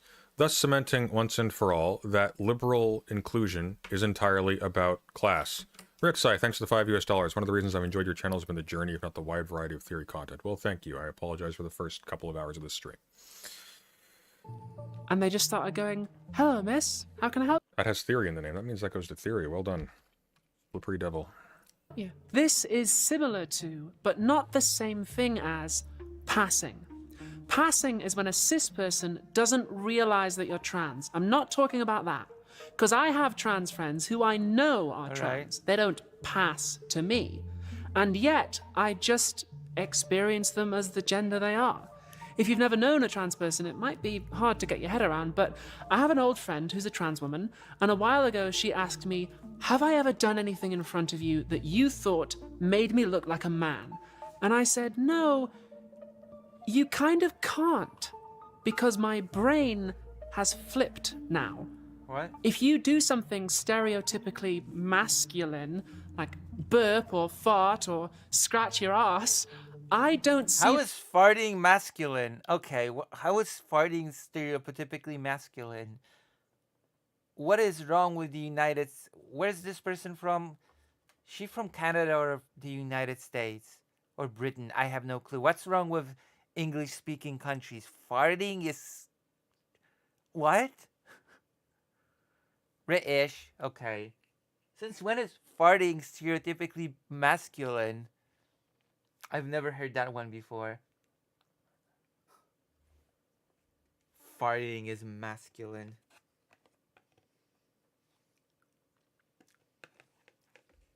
The hell? that as, oh, there's a man. I experience it as a woman doing something And burping is masculine. stereotypically masculine, and therefore it's funny to me. Husserl talked about immediate seeing. Edith Stein talked about an As experience. opposed as when a man burps or farts, then it's not funny anymore. Then it's just met with a nod of approval because you're showing your manliness. You're displaying your manhood. Good. Fart some more. What? Experience being That's so strange.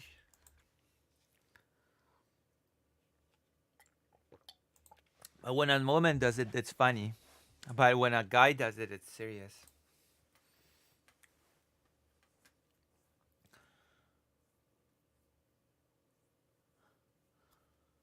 What will she say apart from the weird body language? He thinks phenomenology is when you're conditioned. Wait. Oh my god.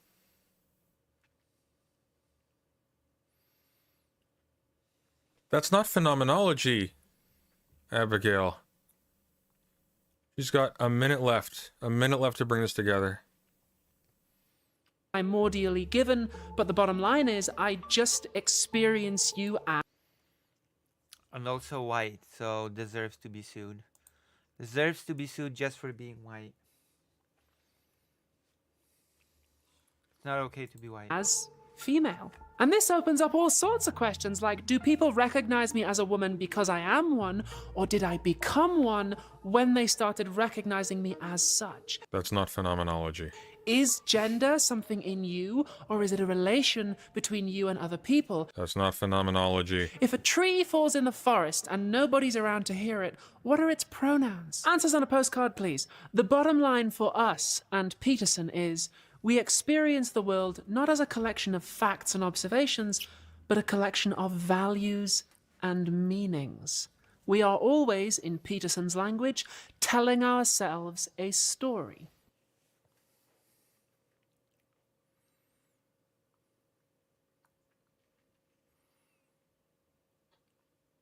And if you're very clever, you'll already have spotted, oh, that's why he does all the self-help stuff. What? Peterson's always... What is it? Phenomenology has to do with Phenomenon. Phenomeni. the structures that actually comprise your experience. It is not just, oh, I had a different opinion about this thing, and therefore I experienced it as someone else. That's something that you could probably touch on a little bit. Like that's definitely that definitely can be related to phenomenology. Okay. But like a better example would be like, let's take for example. It also proclaimed several times up to this point that she would kill herself if her parents discovered her role in it. I think if it was public info that you were taking... Oh. Together. Spun had now been... In a safe... There's better places for Steven to be in bad action movies that'd be more satisfying. So they only needs 2 years to go bald. Hey, Kiwi Farms. sharing material on us. Seeing all this. Destiny thinks he's better than them because he made a... Also looking into lawyers, but I just want to see what he says before deciding to do any nuclear option. Can I share this with... Why do we care? Who is this? I'm trying to get better, but the image of Destiny sucking that cock is ruining it. Based. Oh no. Oh no, poor Destiny. I'm sorry. Who is this? Who cares? And then this is just her. Okay, that's enough. That's enough of that. Now we're gonna do some segments that are actually segmenty, are about the things that we're gonna be talking about, okay? We're actually going to talk about stuff. So there's this. Where do I even start with this? We're gonna start domestically. We're gonna start in Poland because it seems like the Polish president has completely lost the plot. Unfortunately, I hate to be the person to say it. I thought Poland was good, but it feels like there's always a bad apple, and this bad apple in this case is the current president of Poland, Andrzej Duda. Unfortunately, Andrzej Duda is an idiot, but I've actually got good news. He is an idiot that is on his way out, okay? Duda is on his way out of the presidential office, as this year we are going to have a presidential election. We're going to choose our very own new president. But on the other hand, the bad news is that an even worse candidate might win and spout even worse nonsense into the ether, okay? That is the worst news. But for now, let's not focus on a disastrous future that might come and try to learn something from the present. Let us see what this president has said here. It's of course about Ukraine because Poland is Ukraine's neighbor. So Poland always has a lot to say about Ukraine. A few minutes ago, President Zelensky, Ukraine, called me. We had a candid conversation on the heels of the recent meetings with General Kellogg and other developments. A candid conversation. I conveyed to him that we consistently believe there is no other way to stop the bloodshed and achieve lasting peace in Ukraine except with the support of the United States, which is a problem considering that the United States is currently more interested in supporting Russia, apparently, than Ukraine. Just look at the peace proposals, just look at the mineral deals, just look at how Donald Trump and his cabinet are talking to Russia and how they are talking to Ukraine. And we will see who exactly is being supported in this. The aggressor or the countries that are being invaded. For this reason, I suggested to President Zelensky to remain committed to the course of calm and constructive cooperation with Donald Trump, which basically translates to no matter how much Donald Trump treats you like shit, you must take it, you must smile, and you must be polite, because otherwise he might get mad. That is basically what is being said here by our beloved Polish president. I trust that goodwill and honestly form the foundation. No, I trust that goodwill and honesty will form the foundation of the U.S. negotiation strategy, which is already a blatant, bald-faced lie. No, goodwill and honesty are not the foundation of the U.S. negotiation strategy. The opposite, actually. What is the negotiation foundation for the United States right now is to exploit, exploit, exploit. Drill, baby, drill in Ukraine. That is the reality of what the negotiation strategy is right now. Drill and exploit, steal, basically colonialize Ukraine. and go back to business as usual with Russia. Win-win for sure. Just for who?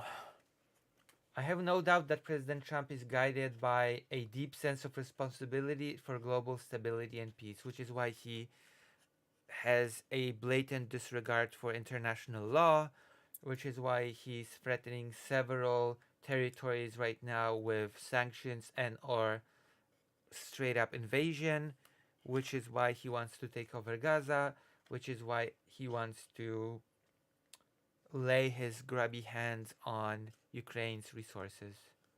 Guys, that is exactly why Trump is guided by a deep sense of responsibility for global stability and peace. And that is also why he wants to throw Ukraine under the bus. Okay? That is why. That is exactly why. Ridiculous.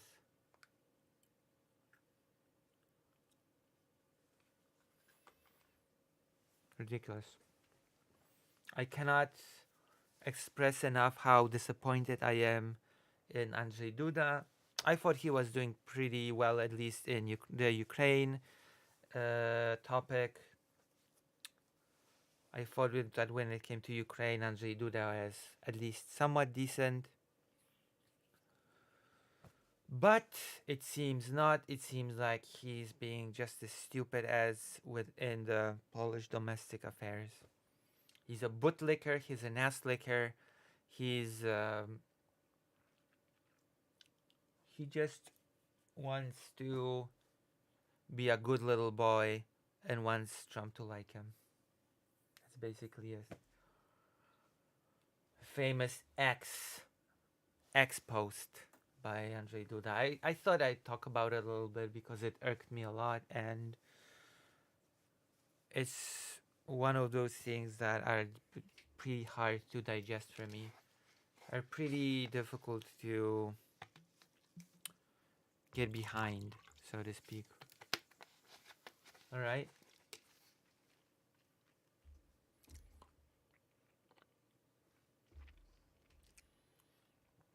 It's stealing Sunday's content time. It's stealing Sunday's content time. Because the SOB won't trade me. True,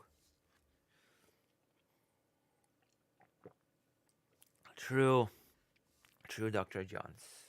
That's right, Estelle. We are all streaming at the same time. And we're all streaming the same content.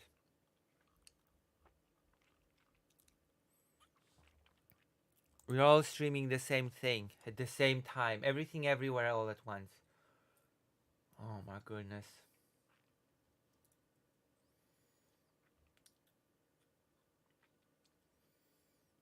Game finished. Oh. What is this? Oh! I want to watch a few fragments as well. Hold on. I want to...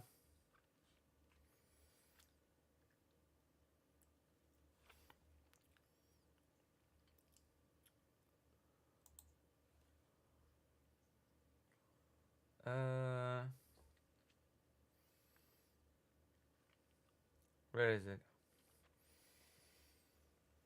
This is interesting, but it won't do much, by the way.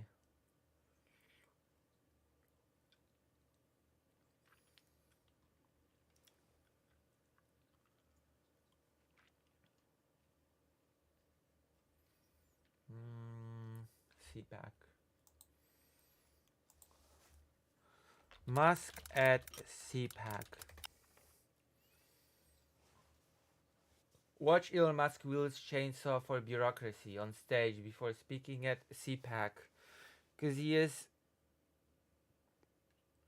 spoiled, rich, and an idiot. To be frank with you. Hey! This is the state of US politics now. Man, that is a big crowd. And they are not here for me. How you guys doing? Nice vibe this year, right? After the best month we've ever had. Oh my god. Nice. Is this really the best? Oh my, yeah, ruining the world, Reunion in the US domestically. Best month ever. Just best month. Are you all living your best month this month? Good to see you all. Thanks for coming out. Good to see you. I'm not going to kill any more time. Let's bring out Elon Musk.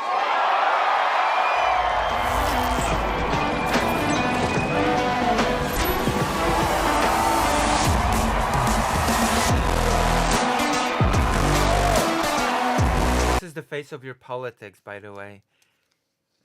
Gaze upon the face of the American politics. Looks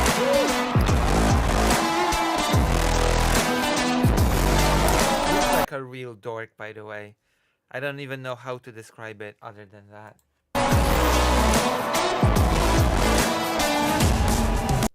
If I were to be pressed to give a definition of what a dork is, I'd just play this little intro. We're going to stay up for 1 second. Hey guys.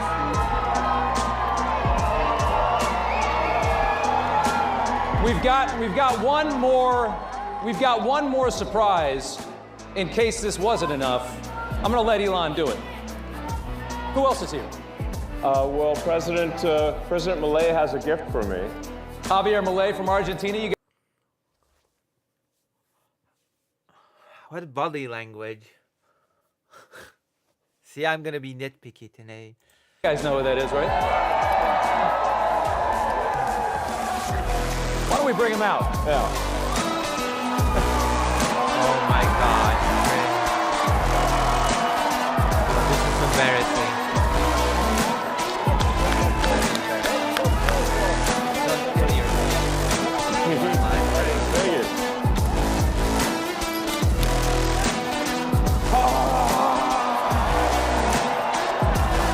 This is... I actually thought he would use it, okay? I overestimated him. I swear I overestimated this guy. I actually thought that he would turn it on. Not, this was embarrassing, okay? If you're gonna wheel it, turn it on, okay? Don't just make weird noises. This is embarrassing, okay? Let's hear it again. I genuinely thought that he'd turn it on and just wave it around, not impotently. Chainsaw for... What the hell is this? Who does that? Who does that? Is that cool in his mind? Is that really cool in his mind? This is pathetic, okay? This is so pathetic. This is the chainsaw for bureaucracy. Chainsaw! Oh my god. That should be my donation sound from now on, okay? I'm gonna show you. This should be my donation sound. This is the chainsaw for bureaucracy. Chainsaw!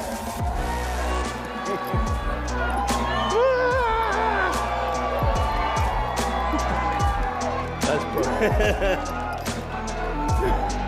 All right. I love it. Mr. President, thank you so much. All right. Thank you. Thank you, sir. Nice to meet you. I love it. We love it. We love it. All right. Alright. Embarrassing. They told me to put this right Where should we put it? They want it right here. All right, great. A little stage prop. I love you guys too. I don't think he knows what love is, quite honestly. Considering everything in his life. Thanks, guys. He's gonna ask the thing, oh, what are Ukrainian soldiers dying for? What is this all for? Ridiculous. Have a seat. So, That was something. I am become meme. Yeah, pretty much. I'm living the meme. It's like there's living the dream and there's living the meme, and it's pretty much what's happening, you know? Yeah, that is what's happening. The world is just one big meme to you. That's why you think that you can just shit all over it and it'll be all fine because it's just a meme. Like, That's pretty accurate, actually, what he just said. It's all just a meme, guys. I don't have to worry about anything.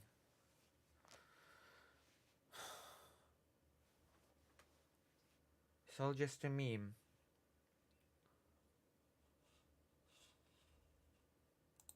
I think you're bigger. I mean, Doge started out as a meme. Think about it. And now it's real.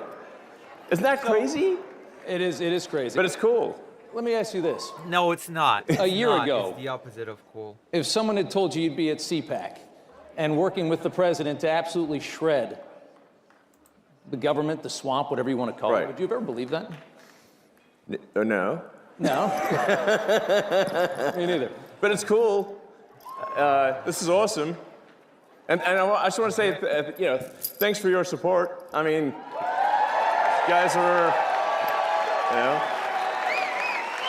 So, I mean, we're trying to get good things done, but also, And Yeah. yet you're trying to get good things done, and yet you've only done the bad. What's happening?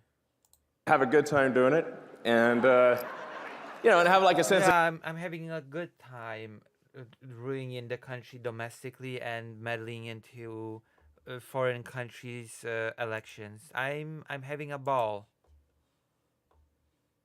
humor,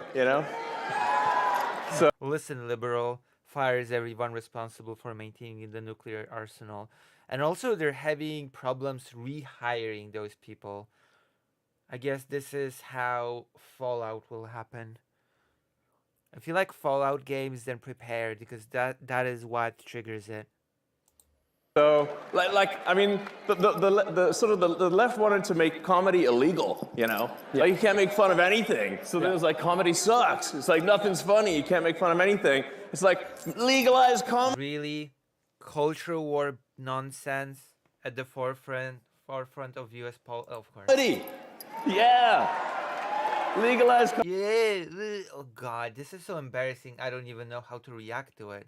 It feels embarrassing to watch this. It feels embarrassing to actually just react to it.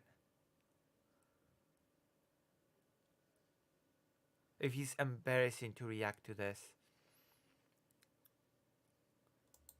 Comedy. And we've shifted the entire culture in just the last few months. The whole culture of this country has shifted dramatically just because of that election. Yeah, exactly. No, it's not so simple, you idiot. Freedom of speech, having fun again. It seems like we should have a good time, Yeah, people are dying in the world because of wars, famine. The aid from U.S. organization USAID has been abruptly cut all around the world, which will cause people to, again, starve to death, die from preventable illnesses. But you know what? Let's have fun with it. It's time to have fun and make comedy legal. So while those kids die from starvation, we can make a joke. We can joke about it. It'll be fine. Comedy's legal again. I mean, it's a great time. Everybody in this place is so excited, and when you talk to So conservatives, exciting, isn't it? We can cause a lot of people to die, and then we can joke about it. everybody's happy. Yeah. And everybody feels this great sense of relief because we were going to hell for about 4 years. It really felt bad. Yeah. Yeah, we were totally going to hell. Oh yeah, now we're going to heaven. It's all so good now. Especially toward the end, it felt really bad. Yeah, I thought we were, And now it feels so good. Hail comedy. I thought we were sort of heading for a point of no return, really. Yeah. As opposed to now. So that's why it was so essential that President Trump win the election, and that there be a Republican majority in the House and Senate, which, thanks to you, that has been accomplished. Yeah. Yeah. I want to ask you, one of the biggest questions I have for you is, you've been, politically, you weren't really on one side or the other for a long time. You're a businessman. A lot of people, they stay away from it. Now you're on a side, and you've chosen a side. You're sitting here in a MAGA hat. What's it, how did that happen? What was the moment dark gothic. So it's like I thought this guy would give me easy access to power, which checks out. Easy access to grants, which checks out, and I am a horrible bigot, and I hate my own daughter that is trans. Check. MAGA. That's a good one. What was there a specific moment? Was there a moment that it all changed? Yeah, when I realized I was a fool.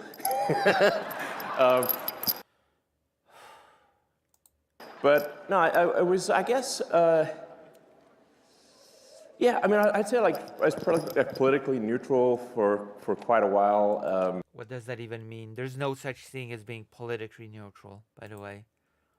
That state of existence does not exist. Leaning a little Democrat. How do you go from that to this? Yeah, no, How does that happen? Well, did they go crazy? Yeah, they did work. They did go crazy. Yeah, they went crazy. No, I mean that whole cancel culture and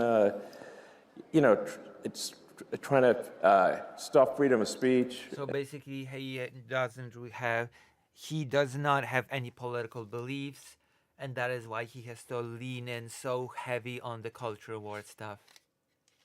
Okay, that is exactly why he has to lean in on the political culture stuff, because he doesn't have any political beliefs. He doesn't have any policy related beliefs for the Democrats or the Republicans. I don't think he knows anything about it. Like, all he can say is freedom of speech, cancel culture, and that's why I went far right. That's why I became a fascist or a Nazi or whatever.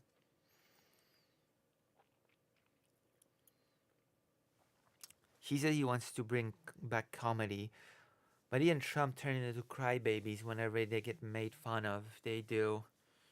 All my opinions are normal and not political. True. That's true. You should be like Musk, though. You should realize that you're a fool and you should make America great again. You're a fool, Maha. You should be a MAGA hat. It should be your next level of evolution.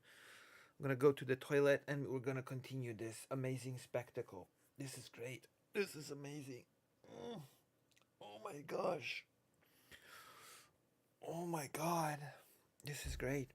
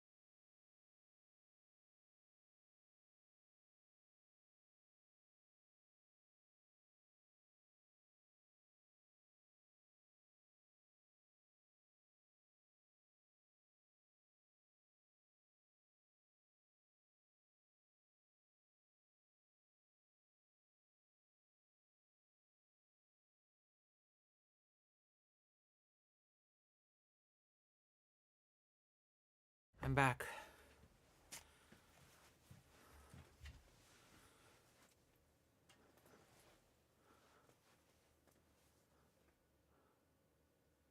Grimez?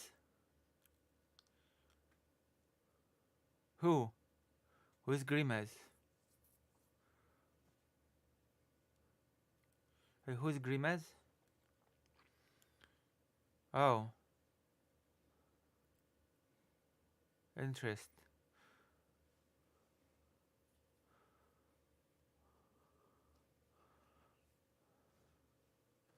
Moho, it's time to become a MAGA. You don't have a choice in the matter. You don't have a choice. I'm sorry. And infringe upon, just Oh. in general, infringe upon people's personal freedoms.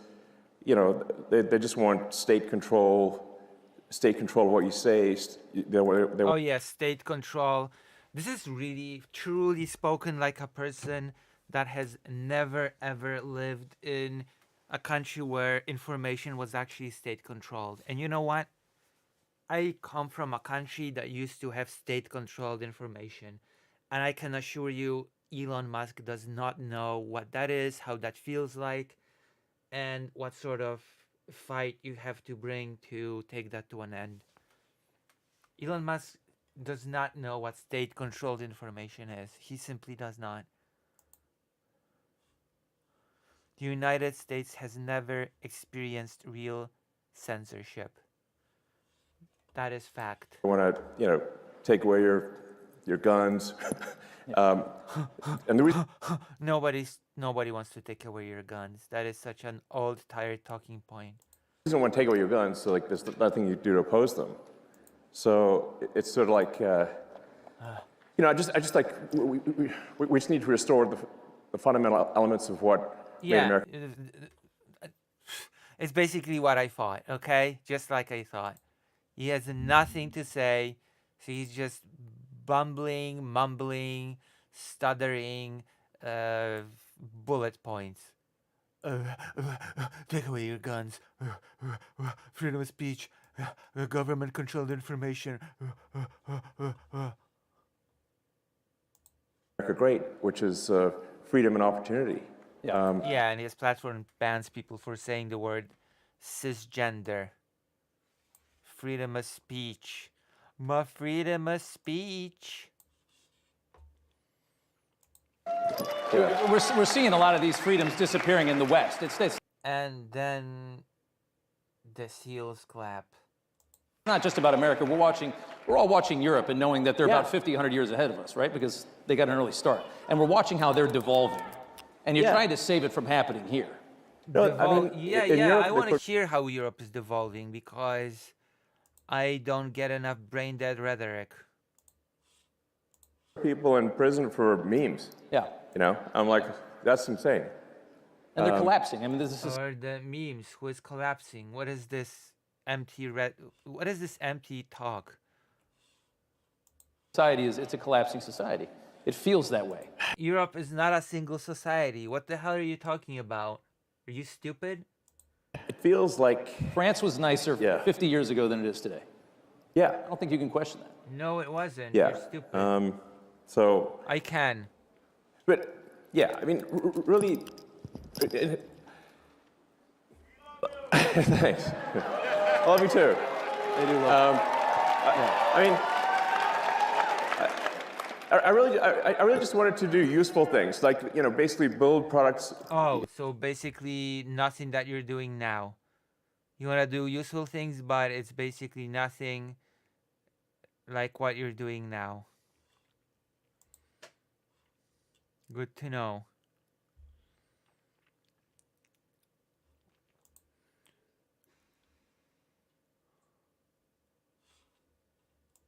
You know, provide products and services that are good, and that I wasn't really like that interested in being political.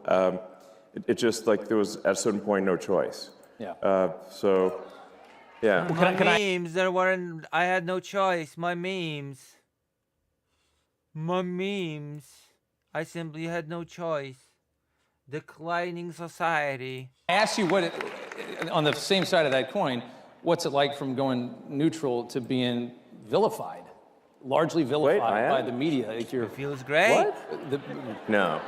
Really? I mean, you turn on some of these channels, brother. I mean, they don't. They're angry at you. Does it bother you at all? Does it get to you? I mean, when they're chanting for my death, I suppose that's a little, you know. Not good. But then, like, the song's not even that good, and it's like you call that a death chant? That's nothing. Please. Wow, he's so funny. He's so charismatic. The charisma is oozing off of him.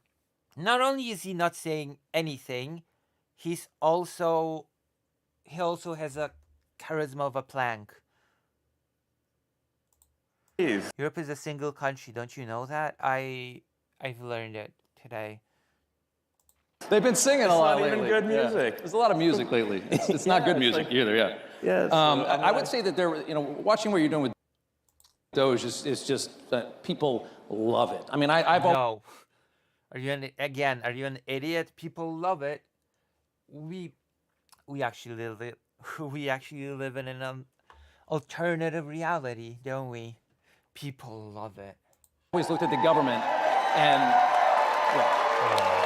I've always looked at the government and I've seen this big machine and you just know that they waste because they don't care. There's more money coming, they don't care. Yeah. You're cutting all this out. Everybody in this country knows that the government is full of waste, fraud, and abuse.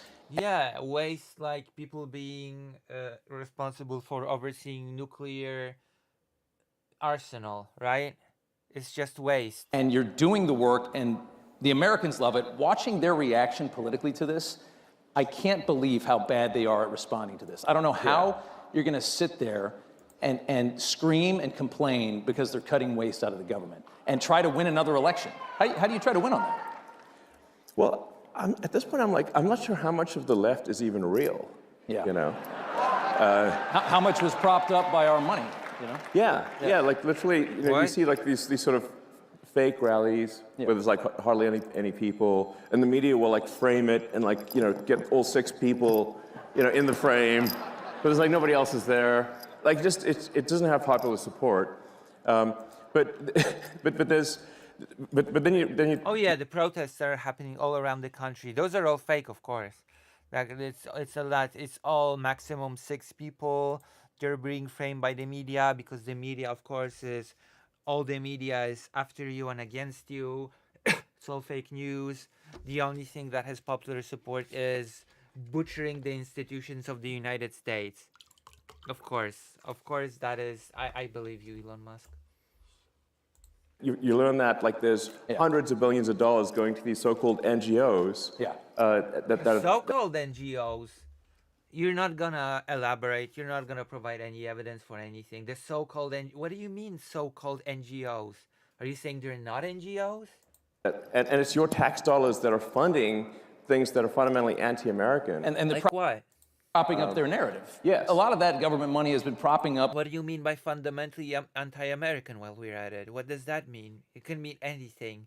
Being anti-Trump in your mind might be anti-American. Being anti-you might be considered in your mind anti-American. So again, what is anti-American?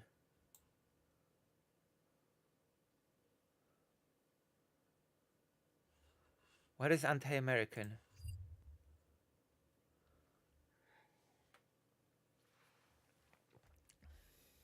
I have no clue. A left that I don't think is as strong as they made it seem.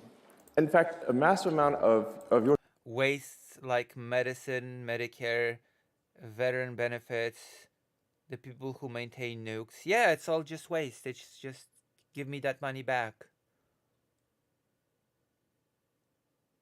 tax dollars is going to legacy media companies. Yes. Directly from the government. The government wants to take over media. Yeah, it's terrible. Yeah. That's why we have X. Yeah, and That's why you spent $44 billion. I mean, that's a lot of money. I mean, more than it was probably worth. But there was a message. Freedom is priceless. Yeah, freedom is priceless. That's why you should treat X as a source of news, and you should hold Hold up. I think I got it somewhere.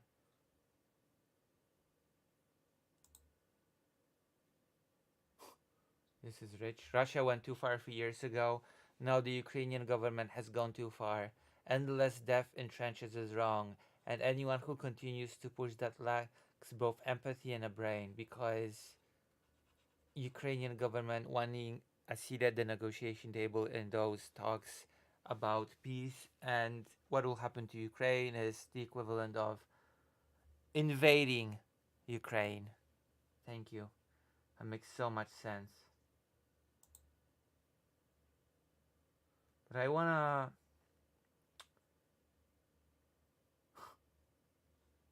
one moment.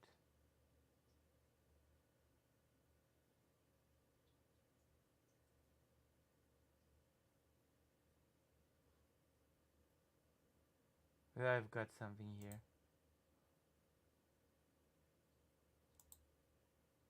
Oh my god.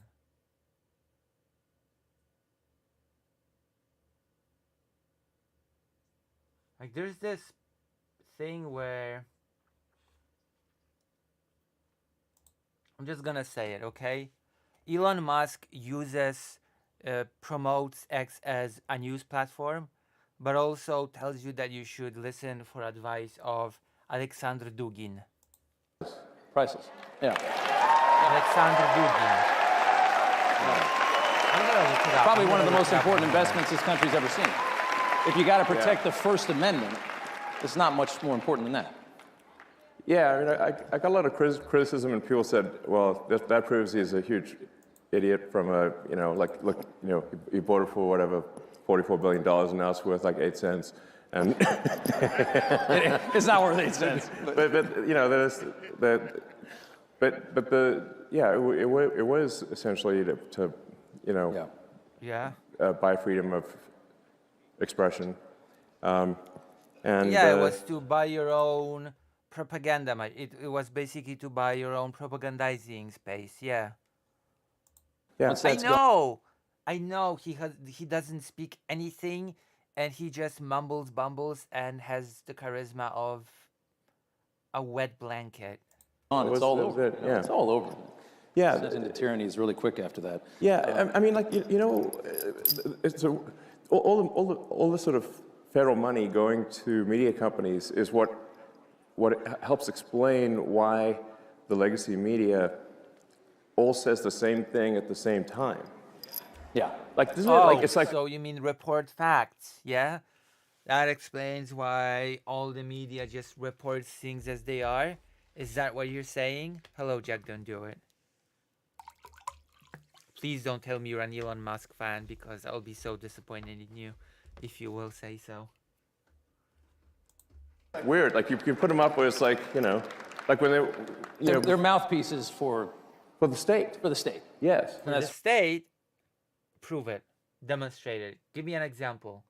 That's what we've come to know. Yeah. It's scary. And I like that. Wait, hold on. You are the state.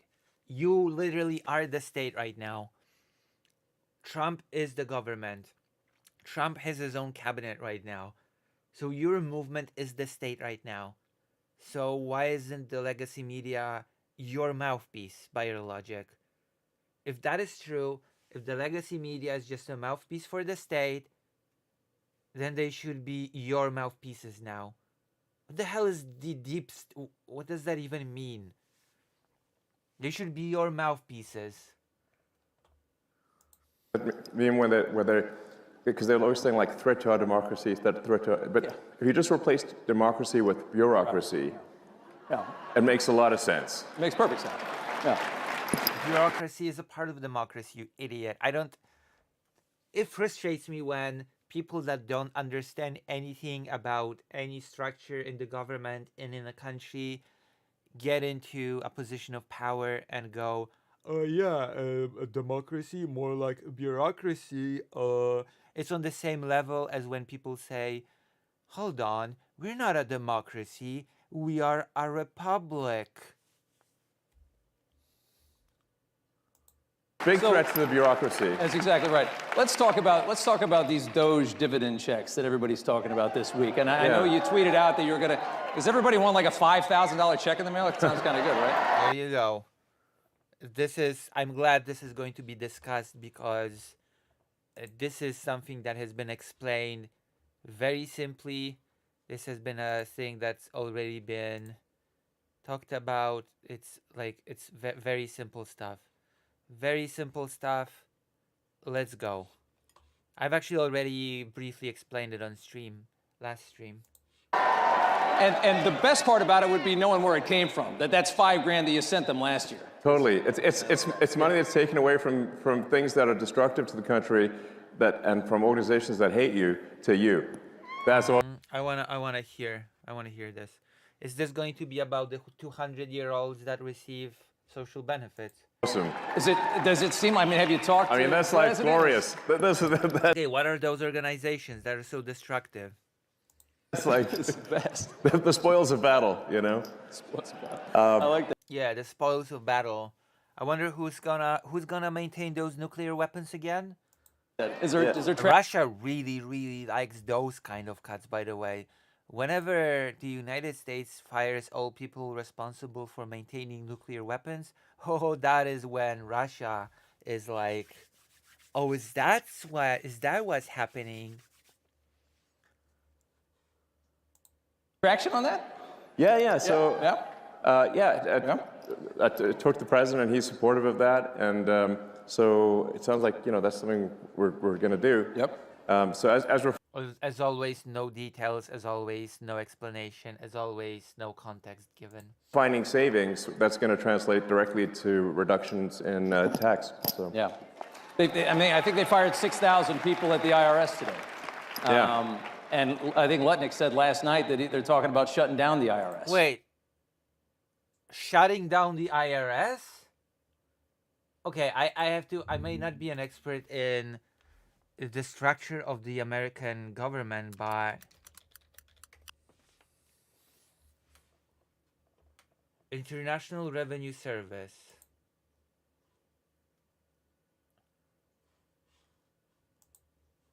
Shutting down the what? The Internal Revenue Services is the revenue service for the United States federal government, which is responsible for collecting U.S. federal taxes and administering the Internal Revenue Code. So, who's gonna collect the taxes now? That is my question. Who's going to collect taxes in the United States now if they're gonna shut it down? Why?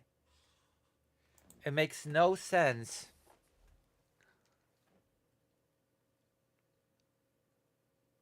They want to eliminate income tax and create an extra.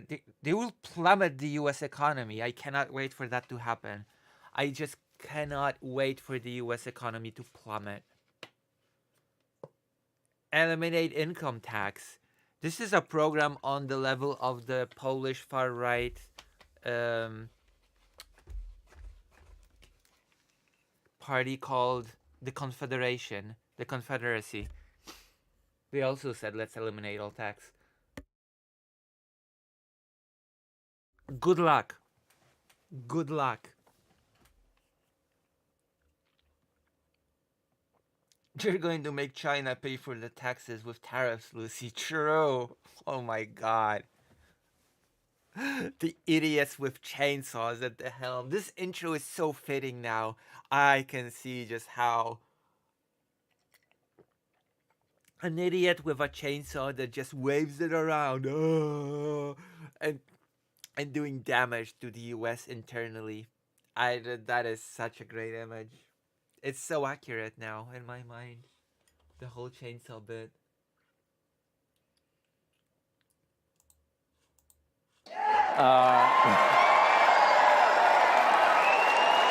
And So true. I think it's fair. I think people should realize this is. I mean, the amount of money that we send Washington like $5 or $6 trillion a year. That is such an ungodly amount of money. I mean, what do they? They say like 1 trillion seconds is like 30 years or something like that. I mean, that's how much we send them, and they seem to never have enough. There must be a lot you can cut. No, absolutely. People ask me, what's the most This is just the most brainless, most juvenile understanding of how anything works. They take so much tax, so much money. You could cut so much. Listen, oh, these guys do this. Are they really necessary? Think of money. If we eliminate,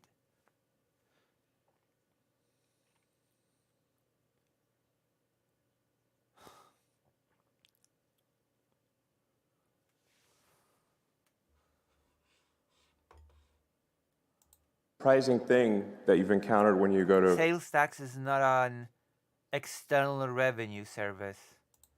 DC, when you're in DC? And I said, well, the most surprising thing is the scale of the expenditures and actually how easy it is to, If you lower the income tax and up the sales tax on people, then nothing changes for people, okay? Because if you increase the sales tax, people just have to pay more for things, because the sales tax is added to the price of the things that are sold to people. That is how sales tax works. Okay, sales tax is a thing that is attached to the price of the items that you buy. So nothing changes. Congratulations, you have changed nothing and nobody saves any money.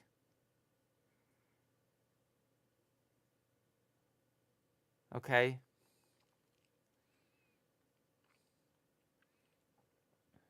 It changes nothing for the consumer. Congratulations.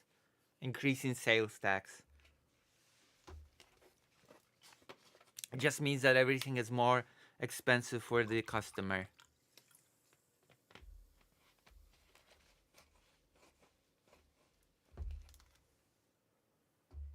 That's great. We've just shuffled around taxes, and at the end, the consumer pays the same. So just when you add caring and competence where it was absent before, you can actually save billions of dollars, sometimes in an hour. Yeah. Like it's wild. And then This is really a childish way to see budgeting. I see lots of money. I can see I could have more money. It doesn't think about why this money gets spent that way. What's the purpose for the organization? What are the results of what that organization does? Which is why they mindlessly fired all the people maintaining nuclear weapons, because they didn't think, oh, what do those people do? What are their duties? Is it important? Is there any responsibility to attach to it? Is there any danger to firing those people? No. They looked, oh, we spend big money on this. We must cut. This is brainless. This is absolutely brainless way to conduct policy revolving finance.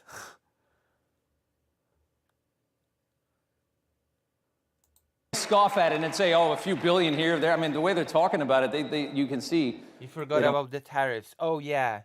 The thing that is supposed to be helping the budding industries in the US, even though Trump only introduces tariffs without actually putting investment into the domestic industry. Don't care. It's such little money compared. No, tariffs don't encourage companies to come here. Okay? It never has. Tariffs are not designed to bring business to the United States. Tariffs are actually designed to keep businesses out of the United States so that the United States can nurture its own domestic business. That is why the tariffs were created. That is how the tariffs were historically used. You tariff products to keep them out, and then you take a bunch of money, you invest in the same thing domestically, and you grow it domestically. Tariffs were not designed to make companies, oh, we'll just move here.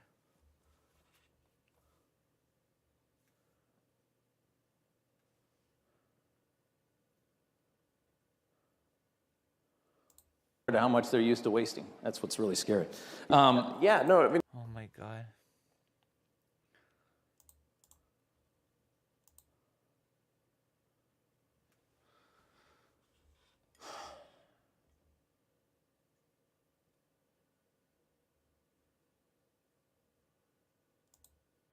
exactly, but obviously it just shows that they really lack empathy for the average taxpayer who's working hard, paying taxes, and then Yeah, if you don't want to butcher the governmental apparatus, then you're just anti-average taxpayer. If you care about the maintenance of U.S. nuclear weapons, then I guess you just hate the average Joe.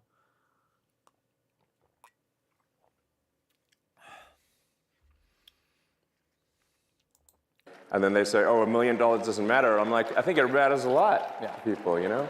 Yeah, So what are you talking about? I'd like to have it. Let me ask you a question. I know the president fairly well, watched him survive 2 assassination attempts. Had the first one not happened, the second one would have gotten him. You know, it was very, because without those extra guys, they would have never seen that gun poking through the fence at the golf course.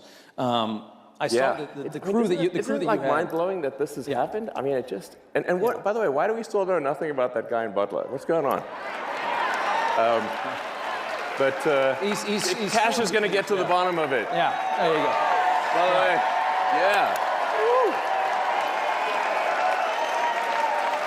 Confirmed just a couple hours ago, but I saw that the security detail that you had come in is enormous. Well, it's not that enormous. Maybe it should be bigger. I don't know. I think you could probably afford it. But I mean, how concerned are you about your safety? Dealing, I mean, you are a Don't wanted worry, I take small kids with me, so I don't get. man. Are you nervous? So, look, I'm open to ideas for improving security, I have to tell you. I don't actually have a death wish, I think. You know, it's not that easy. Yeah. I mean, but I have I've had even people like President Bukele from El Salvador who managed to put in prison I don't know 100,000 murderous thugs. And he was like, he called me. He's like, I'm worried about your security. I'm like, you're worried about my security? I'm like, what? Okay. That's you know. I mean, talk about guts to do that down there. I mean, yeah, totally. And survive. I was like, how did you? This is what having a bunch of money does for an idiot. Put all those thugs in prison without dying, because it seems like that would have been not easy, you know. Well, the president has. One of his top attorneys is now investigating, I guess, Chuck Schumer for threats against SCOTUS, a congressman on the Democrat side. For saying, basically saying we're going to bring a war to you, like a fight to you. I mean, the rhetoric, you guys are screwing with things that are not supposed to be messed with. And we're fighting the Matrix. There's a lot big of time. people that really don't want that to happen. Yeah, we're fighting the Matrix big time here. What happened to freedom of speech? Hold on, what's happening here?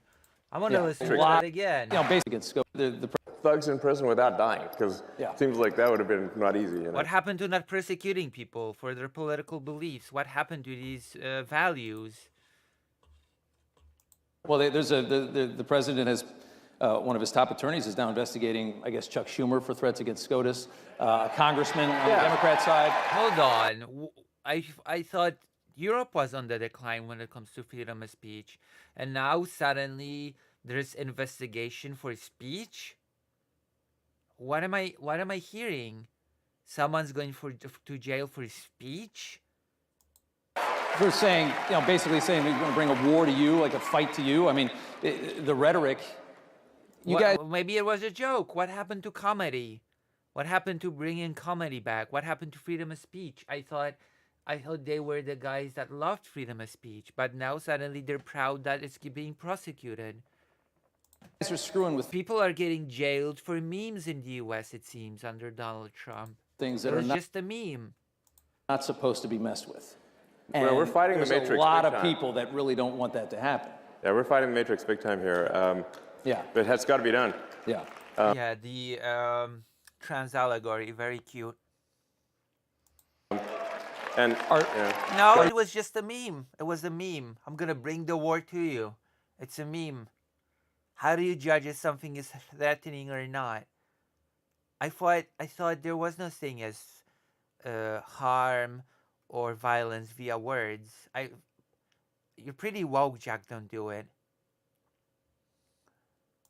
You're pretty woke. I thought freedom of speech meant anything to you. It certainly does. What's going on with? Tell us about Fort Knox. Yeah, it has always been against the law, and this administration was supposed to bring back the freedom of speech. I thought you were not supposed to get arrested for speech anymore. I thought they were against that. What happened? There's Kentucky. It's a military base. It's a ton of gold, tons and tons and tons Like of gold. 5,000 tons of gold or something? 5,000 give or tons take, of gold you know? are there in the ground and like this. I mean, it's a very secure. Grasping? No, not grasping at straws. I can rewind it and let you hear it. We all want to see it. You know? I'd love to see it. Like, this is your gold, by the way. It's the public's gold. Do you think it's not there? I don't know. Anything can be called a threat, okay? But I think we just want to see it. Yeah, we want to go see it and just make sure, like, We must bring this president down. Oh, okay, a threat. I guess we're just gonna arrest you now. Thank you. We'll bring this president down next election. Uh-oh, threat. That's threatening language. somebody to spray paint some lead or something, you know? Yeah. Like, is this real gold? Fight at the bar, you know? Didn't dent. But I think, honestly, you know, part of this also is just like, let's have some fun and By saying we're gonna bring the war to them? Sure. Sure they were. you know, like I said, all this gold at Fort Knox, it's the public's gold. It's your gold. So, like, I think you have like a right to see it. You want to take a tour? You know, yeah. I think we should have do a tour. And then the president last night was like, I think he's in favor of it. That would be cool. And then it should be like a live tour. Like, you can see what's going on. Open the door. Like, what's behind it. Well, and there's, you know, I think I'd watch that. Oh, are you kidding? Yeah. I mean, what does 5,000 tons of gold look totally. like? What does How it big look is like? that? Is it the size of this? It's got to be pretty stage? big, I mean, you know. It's got to be a lot of But gold. there's some other stuff in there. Like, just walk around. This Like, is the I don't face know. of American politics now.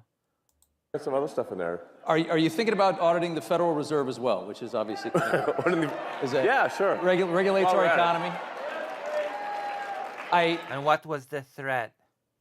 What was the threat exactly? Quote it to me. I imagine you think the waste has got to be everywhere. Yeah, no, waste is Quote those threatening words. pretty much everywhere. People ask, like, how can you find waste in D.C.? I'm like, look, it's like being in a room, and this target, the wall, the roofs, and the floor are all targets. So it's like, you're gonna close your eyes and go shoot in any direction. Because you can't miss, you know? So it's pretty wild. Like you just push on things a little bit and you save billions of dollars. Like, just a little bit, you know? It's wild. Yeah, just shoot anywhere. He basically just described his policy. He described his logic perfectly. He doesn't care what the organization he targets does.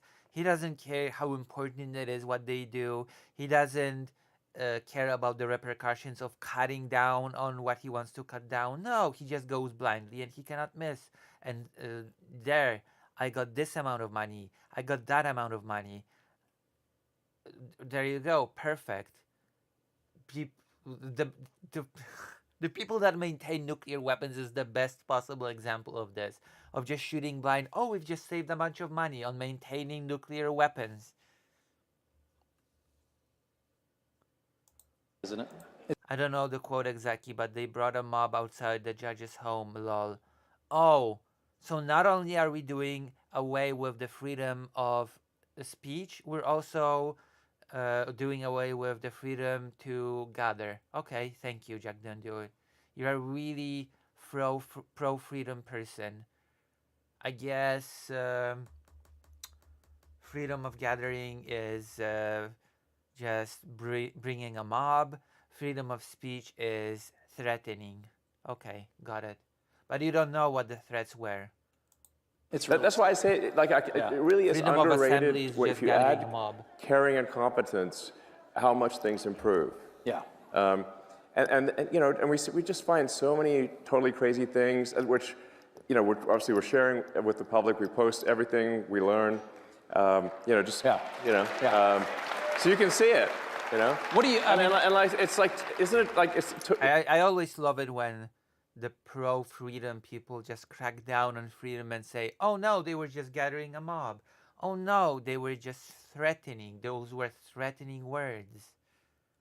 But totally wild. Like we just did like a check the database on Social Security. Like it says how many alive Americans eligible for Social Security are there? And according to the There you go. We're getting into this misinformation. This is the crux of how honest this person is. This is the best litmus test as to just how honest this person is on anything. Okay? He's gonna mention it, I'm gonna explain it because it's very simple. It is the simplest thing in the world, what is happening here. Okay? database, it's over 400 million, and we're like, wait a second. and how many are getting? How How old many are are they getting the again? money? Yeah. And then like we found like one person in there is like 360 years 360. old. I'm like, what did they know Ben Born 100 Franklin or years before the something? revolution. I mean, Yeah. you know, America didn't exist before at that time. Like so. Yeah, we were colonies. You know, maybe it's just me, but I think it's a red flag. I don't know. But are there indications that that there were checks going to those people or any of those? Okay, answer this question. Everything hinges on this question because the real answer is no. No checks go out to those people. This is a mistake. There are dates of birth and death for people, and before the date of 1920, the date of death is not recorded in the system. That is all that it is. All the people that were born before 1920 are not recorded in the system, and that's it.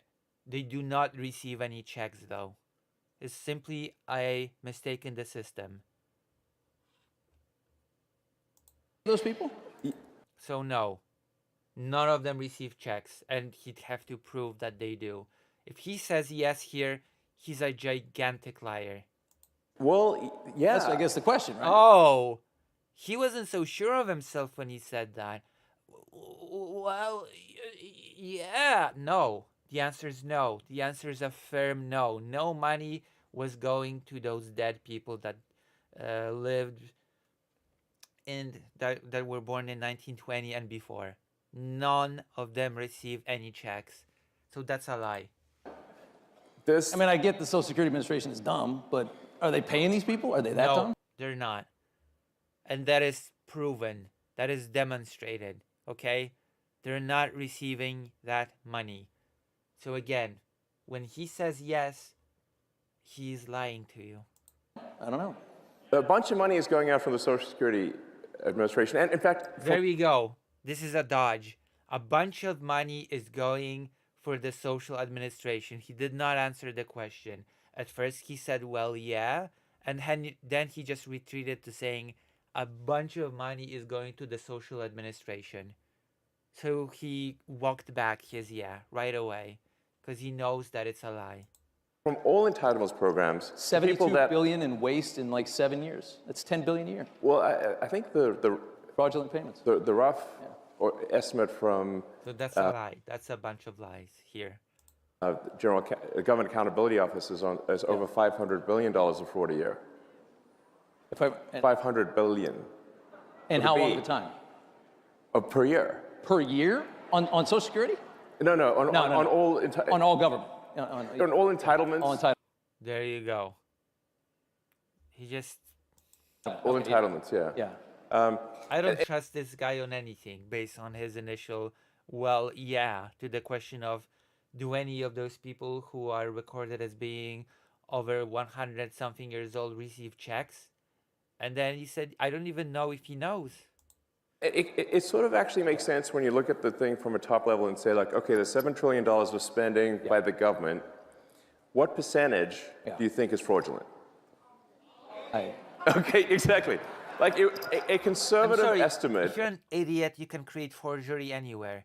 He just manufactured the forgery on the spot by saying that people who are dead are receiving social benefits, when that's absolutely not true.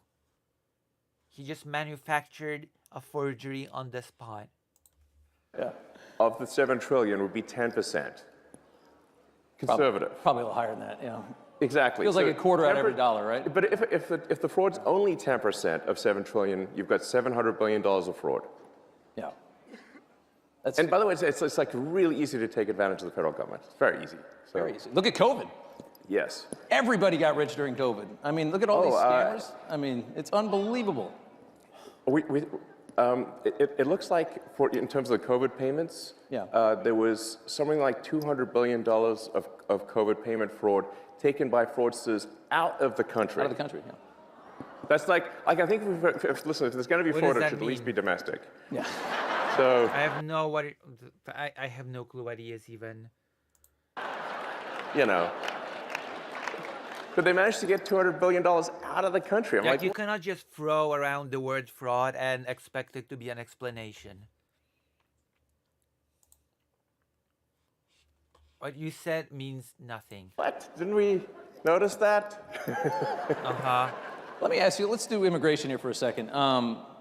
You know, there's this move now that Yeah. Trump's latest thing is that he's going to cut funding, any kind of money that ends up in the hands of illegal immigrants. So if you're funding these sanctuary cities and states, that's how Yeah. they thrive, right? They're paying for Yeah. these hotels. That's all federal money. If you got a hotel in your city in New York, you Yeah, asylum seekers should just grovel in the dirt. got all these hotels full of migrants. That's not state money. That's the feds are covering that. He's going to cut all that. It's really hard to deport 15 million people. And it seems like the move now is, let's see if we, especially at the rate that we're going, it seems like the move now is, let's make it so that they leave on their own. If there's no Yeah. longer a dole system for them, if they can't get their hands on hotel rooms and money, they're going to go back, especially if there's Yeah. no work. Well, I think it's really important for people to understand that the Biden administration sent any possible money that they could if there was money they could send to facilitate and amplify illegal immigration, they sent it. Okay, they took money from FEMA meant for helping Americans in distress and sent that money to luxury You hotels. spread misinformation about FEMA during some pretty big disasters in the U.S., didn't you? Like floods and fires. hotels for illegal immigrants in New York. That is Hurricanes. Yeah. an outrage. Yeah. They actually did that. And not only that, I don't believe that. even and after the I'm not gonna president fact signed an check it. executive order saying it has to stop, Like the moment you lied about one thing, I don't trust you on anything. And I know that you lied about the Social Security thing, 100%. So I just don't trust you in anything else. the You FEMA lie once, you lose my trust forever. I'm sorry. the sort of whatever deep state bureaucrats still Deep state, what is this deep state? Deep state bureaucrats. You're the government now, even though you've not been elected. pressed send on $80 million last week to go to the Roosevelt Hotel in New York and other places last week. It's And now unbelievable. they're Yeah. mad that it got stopped, and they're like trying to sue to have it be restored. It's like the gumption is You think they're unreal. creating a new voter class? Would you think that was the goal when they open up the Yes. borders for 4 years? Create a new voter class, get them citizenship, get them in. Yeah, green I- That cards, makes no both. sense. That A lot of conspiracy these things, theory. like you don't actually have to assume some grand conspiracy. You just need to look at basic incentives. Who benefits? So if the incentives, fundamentally, if the probability that an illegal is going to vote Democrat at some point, whether it's cheating, but eventually they can become citizens. But if the probability is like 80, 90%, you can just look at California, which is supermajority Dem, and then the incentive is to maximize the number of illegals in the country. That is why the Biden administration was pushing to get in. And this- how does an illegal vote exactly? How does that process go? How does an illegal gain the right to vote? Please walk me through it. Because the American voting system must be really strange if anyone who's an illegal can just come and vote. If anybody who's illegally in the US can just vote, then why even go through all this? Just get 1 million tourists into the US and make them vote. If illegal immigrants can vote, then probably tourists can vote as well. Make tourists vote. Make tourists vote for the Democrats. There you go. This is stupid. How does an illegal person vote? As many illegals as possible. How do and they spend vote? every dollar possible to get as many, because every one of them is a customer. Every one of them is a voter. Yeah. And so the whole thing How? is a giant How is every one of them a voter? In Poland, it's absolutely impossible. It's physically impossible for an illegal immigrant to vote.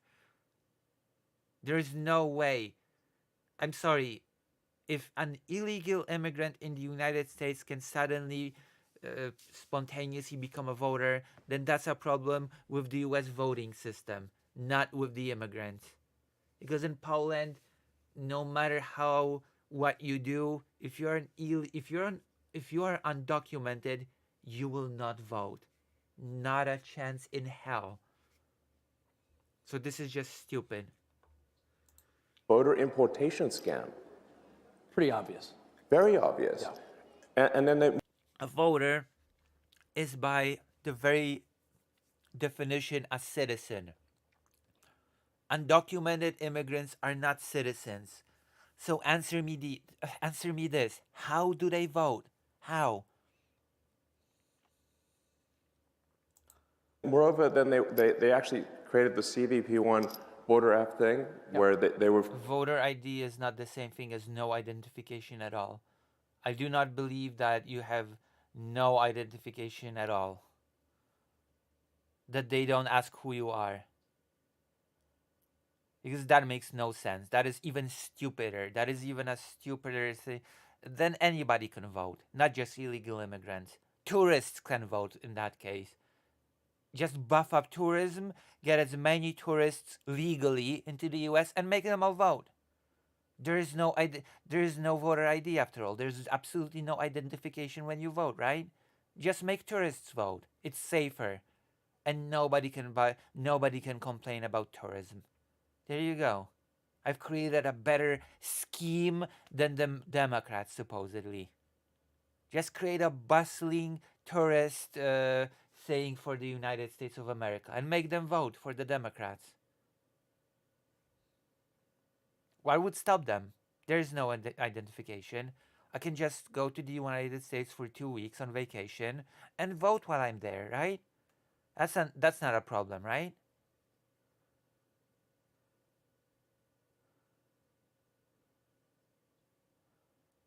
I'm sorry, showing people how to get to the voting booth is not evidence of anything. Are you seriously telling me that it's a vote for something? That on video in Pennsylvania, someone shows illegal immigrants how to get to the voting booth. You can tell me how to get to the voting booth. What does that even mean? If you tell me how to get to the voting booth, does that mean that I can vote? Suddenly? Answer me this, Jack, don't do it.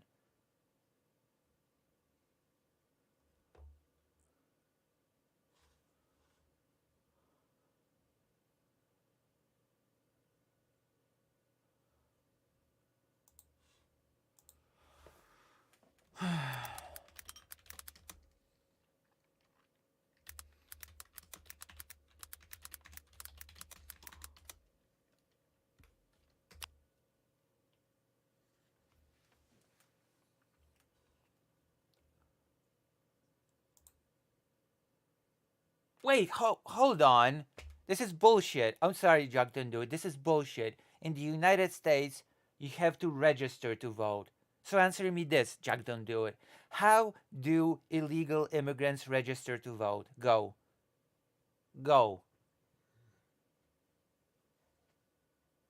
In most cases, a California voter is not required to show identification to a polling place worker before casting a ballot. However, if you are voting for the first time after registering to vote by mail and did not provide your driver's license number, California identification number, or the last 4 digits of your social number on your registration form, you may be asked to show a form of identification when you go to the polls.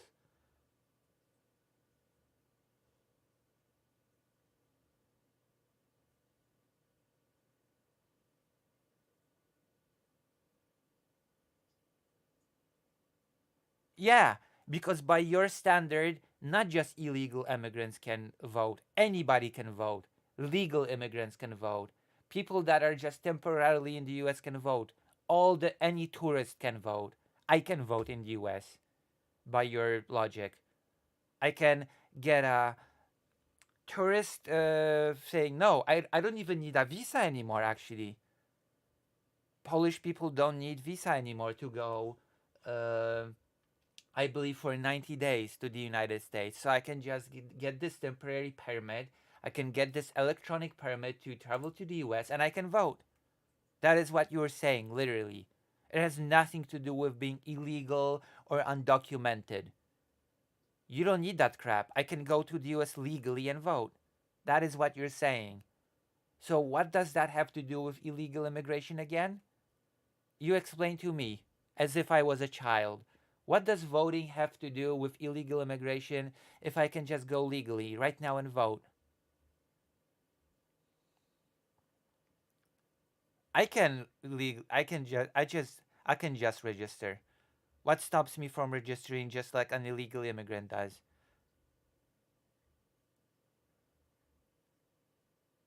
Yeah. So what does voting have to do with illegal immigration? How does fighting illegal immigration stop this problem? Oh yeah, it doesn't. All the Democrats would have to do is switch to bumping up tourism. And the problem remains exactly the same. Oh my gosh. It turns out that illegal immigration had nothing to do with it. In fact, the tourism route is much safer because it's legal. Oh no.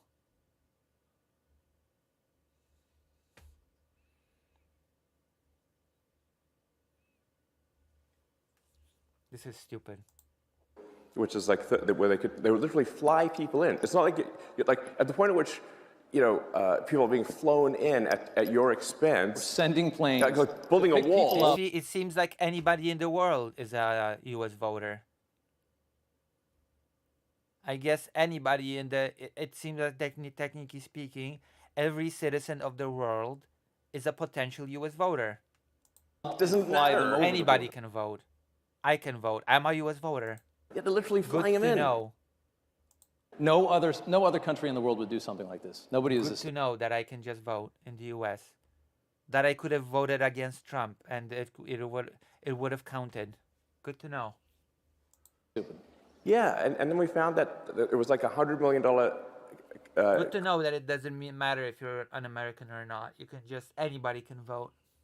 Actually. Contract given to some guy. Because the US is such a highly incompetent country at its core that anybody can just vote.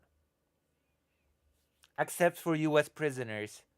So there are instances in which non-citizens can vote and citizens cannot, because in the US prisoners actually cannot vote. Their voting rights are taken away. Except even prisoners can probably vote because you don't need an ID. And most prisoners are probably already registered to vote. So there you have it. Prisoners can also vote, actually.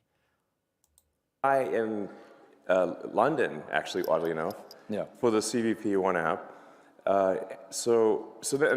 They're flying illegals into the swing states. Yeah. Were they? And who was fighting for what? If you've got like a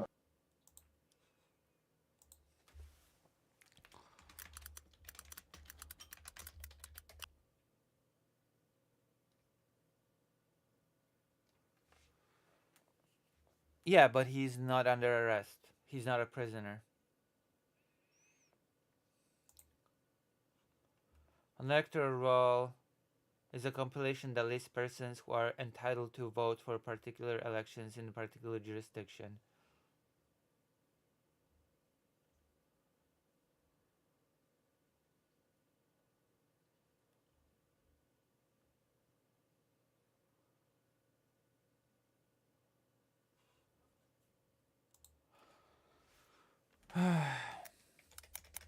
USA illegal immigrants on voter roll.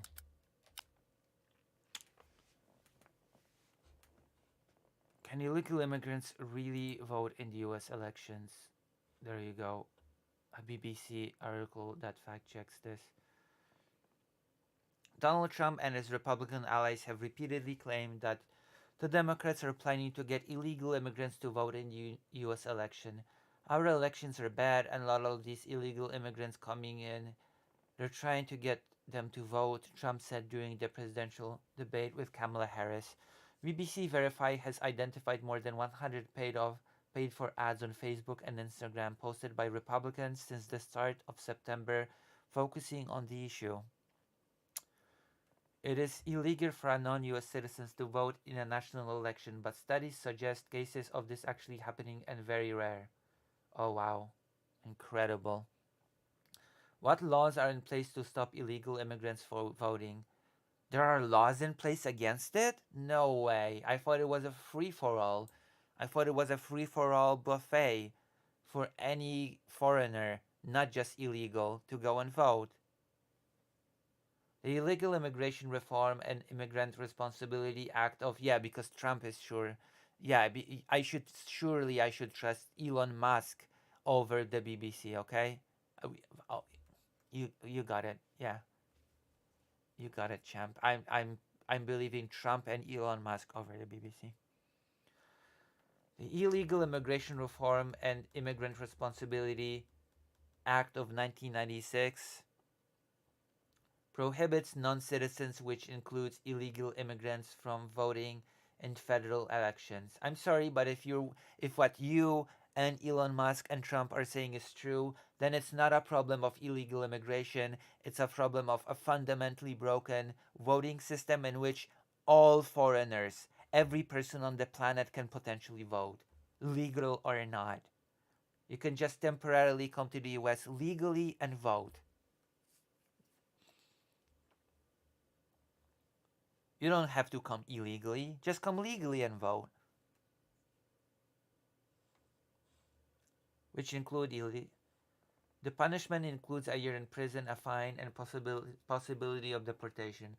Every state is required to use a common registration form, which requires people to confirm they are U.S. citizens, under penalty of perjury, for false claims, but does not require documentary proof. The first step of having to tick a box saying you're a citizen to register to vote is a huge deterrent for illegal immigrants, as it's hugely risky to lie, says Jasling Singh, a voting expert at the liberal policy think tank Brennan Cantor for Justice. And if being an illegal immigrant works anything like it does in Poland, and I happen to know how it works in Poland, then that is absolutely true. Illegal immigrants, generally speaking, try to hide because they could be checked at any time.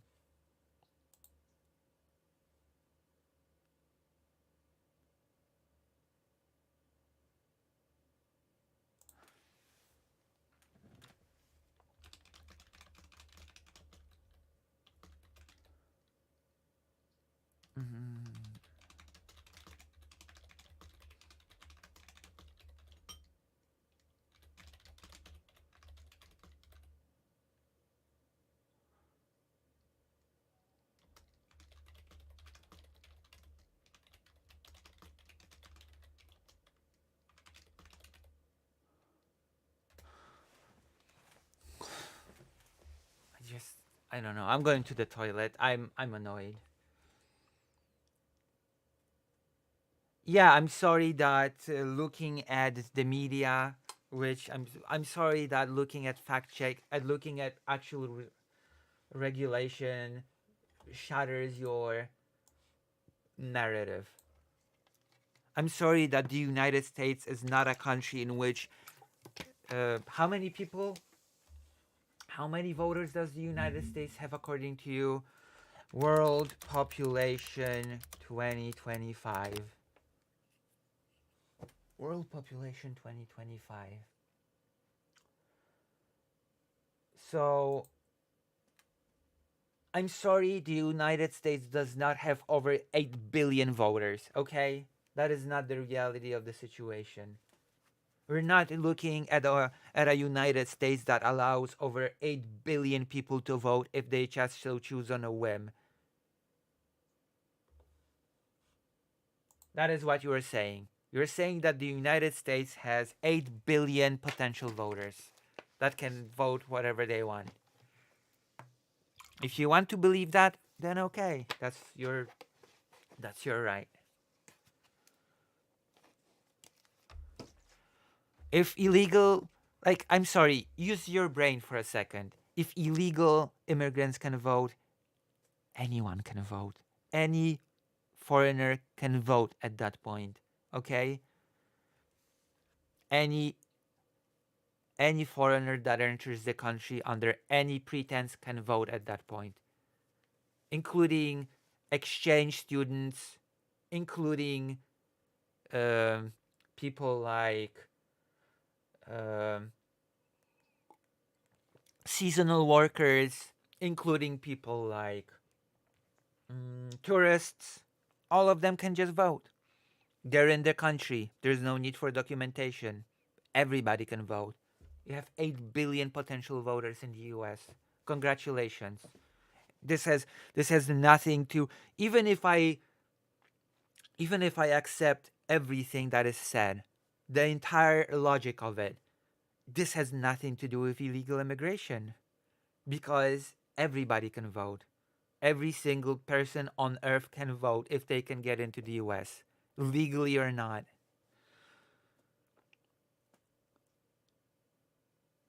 So there you go. You don't even have to come illegally to the US to vote. Just come legally. Get any sort of temporary permit to go to US. Go and vote. Just knock yourself out. Vote. You're from Poland? Go vote. You're from Germany? Go vote. France? Vote. China? Vote.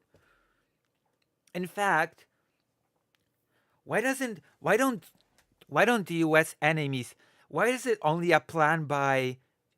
Okay, before I go to the toilet, I have this question. If it's so easy to vote for people, okay, then why did only the Democratic Party take advantage of this in order to further their agenda?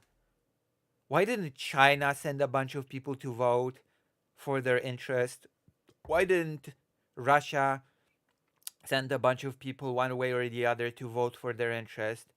Why isn't the US a puppet of foreign interest constantly? Why is it the US, at this point, the US should be just a puppet country for any state that has enough people to send and affect the votes? China has a lot of people. China could send a lot of voters and vote everything to be in China's favor when it comes to the US policy. Why not? Why didn't they do it?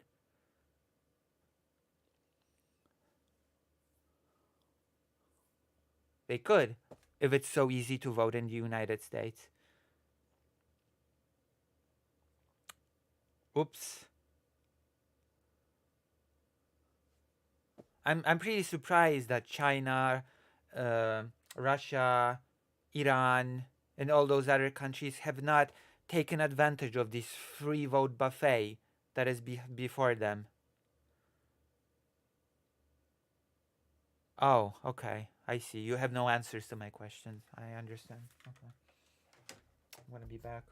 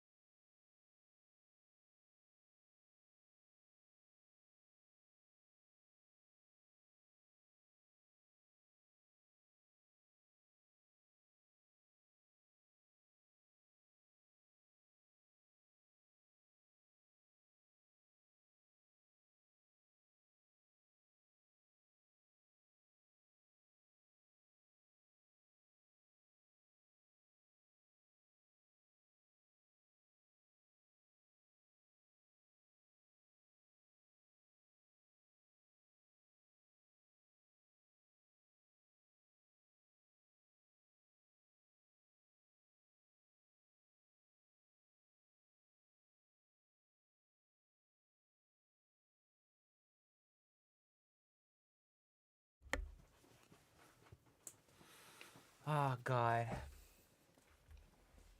What a country. Just import hundreds of thousands of tourists. They'll do the job. They'll get the person you want elected. No, oh, now you're switching it. Before you said there's video evidence of illegal immigrants being told how to go to the voting booth. Now you're saying there's video evidence of them actually voting. So which is it? Are they being told how to vote, or is there actual video evidence of them voting? If there's video evidence of them voting, then why has this evidence not been submitted and those votes cancelled? Oh, because there's a deep state. There's a super deep state.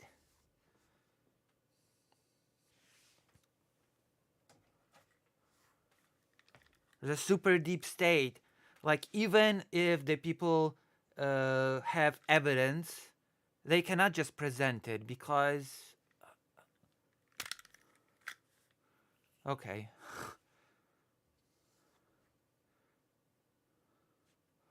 Hello, HR Hopes. HR Lopes. All Russian talking pieces they read of the same book. Have I seen you here before on the stream? Actually? I'm not sure.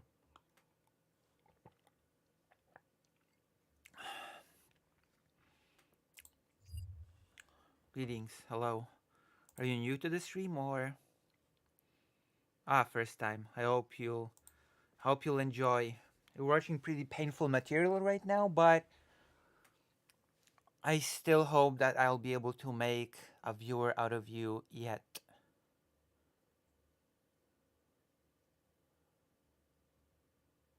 Oh, great argument, Lucy. You're saying 0 illegal immigrants have ever voted? If 1 illegal immigrant ever voted in history, that proves Jack is right. And our country is destroyed. Well, it's not destroyed. Trump is making America great again, remember? Okay, let's go. In many states, voter rolls are cross-referenced with citizenship and immigration services. Oh, wait. So the whole thing about illegal immigrants being on voter rolls is meaningless. It's a meaningless statement, just as I predicted. Just as I thought, being on a voter roll is meaningless on its own. What a shock. It's cross-referenced with citizenship and with immigration services. Wow, who could have predicted? Can't believe America backstabbing Ukraine and sided with our enemy. I mean, it did, and it's still doing it. We still have a few Ukraine-related topics. I guess I should introduce myself if it's your first time. Lucy Haza. I'm a Polish trans streamer. I do history, I do politics. I travel regularly to Ukraine and do interviews with refugees, I suppose. But more on the side of interviewing an organization that rescues kidnapped children, and as of recently trying to interview the kidnapped and rescued children themselves.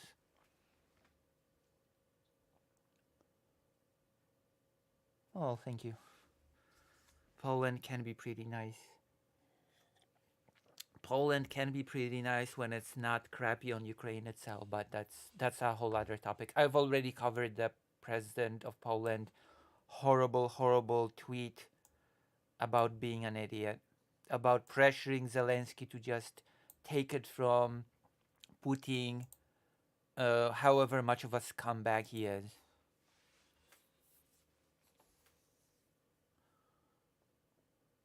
Okay. Also, if you are enjoying yourself by any chance and you are willing to come back, then please consider watching the stream through this page. This would help me a great deal. If you have any feedback as to what you're seeing right now on screen, I'd gladly take it into consideration.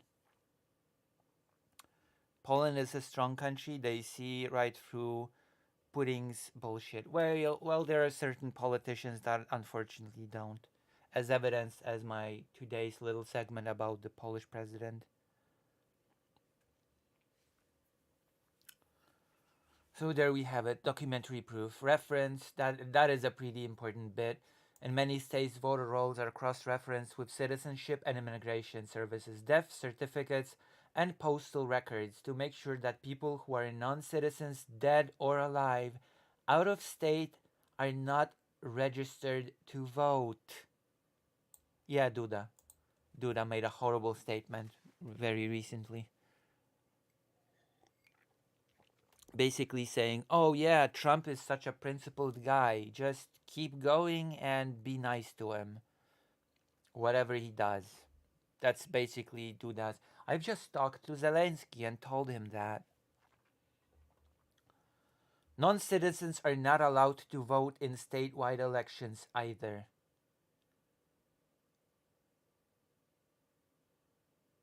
Yeah. However, some municipalities in California, Maryland, Vermont, and Washington, D.C. do allow them to vote in certain local elections, such as for school boards. Oh, wow. The country's ruined. Some illegal immigrants and some non-citizens, because non-citizens, I will remind you, non-citizens are not necessarily illegal immigrants. Let's make that clear. If you're a non-citizen, it doesn't mean that you're an illegal quote-unquote immigrant. A tourist is a non-citizen. American pressure. Oh yeah. Well, America is kind of turning into a Russian-like empire itself. The way it's treating Ukraine. The deal that it's trying to push for Ukraine. Just saying.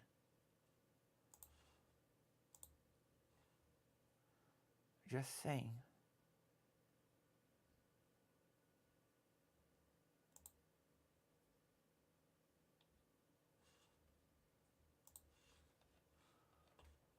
All right. What evidence is there that illegal immigrants vote? Let's see. Let's see the evidence. A permanent resident is a non-citizen. Correct. I wasn't sure if residency worked the same way in the US as in it does in Poland, so I did not mention that. But if there's a permanent residency card in the US, then yes, that is not a citizen. Then again, if you have permanent resident, then you have also temporary resident, and that also is not citizen. A number of studies, both from conservative and left-leaning organization, in case Jack Don't Do It says that there's a bias, suggest instances of illegal immigrants voting in U.S. federal elections are very rare. Right. One by the Brennan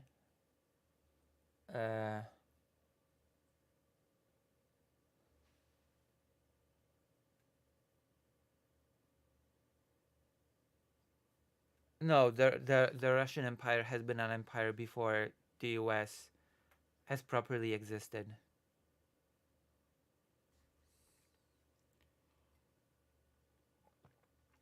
One by the Brennan Center for Justice interviewed 44 election officials who worked across 12 states during the 2016 election. It found that out of 23.5 million votes counted in these states, an estimated 30 suspected incidents of non-citizen voting were referred for further investigation. That's about 0.0001% of all votes cast. Wow. An analysis of a database which collected election fraud cases between 1999 and 2023 by the Heritage Foundation, a conservative research group, found 77 instances of non-citizen voting. Wow, that's a huge game-changing number, isn't it? Amazing.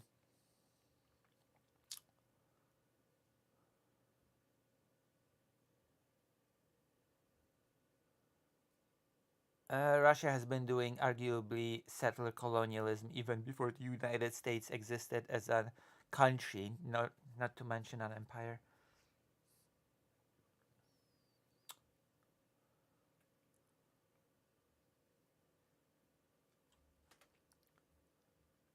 A number of other reports, including by the Cato Institute's a conservative think tank entitled Non-Citizens Don't Illegally Vote in Detectable Numbers, come to similar conclusions. Yeah, I live stream on my site, yeah.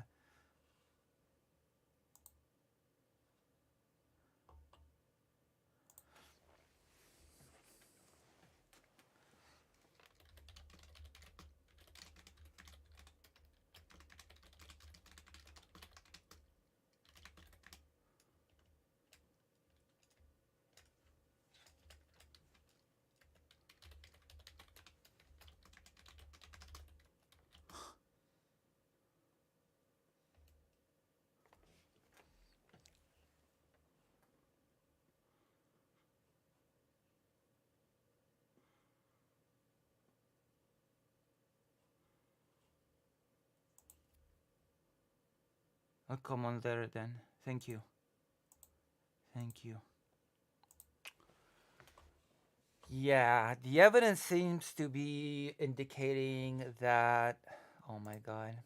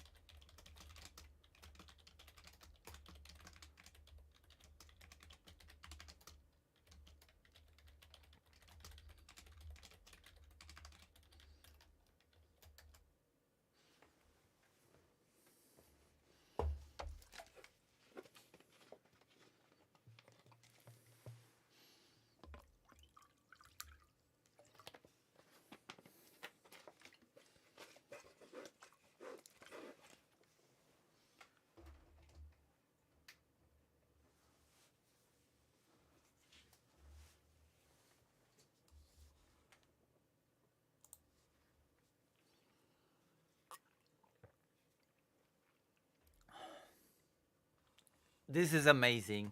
This whole immigrants can vote thing, it's just great.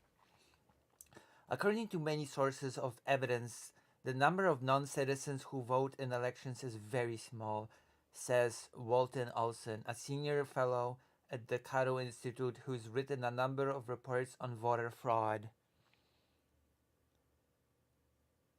What's the issue? What is the issue in registering? I think it's anti VPNs, etc. I think I think there might be a problem with that.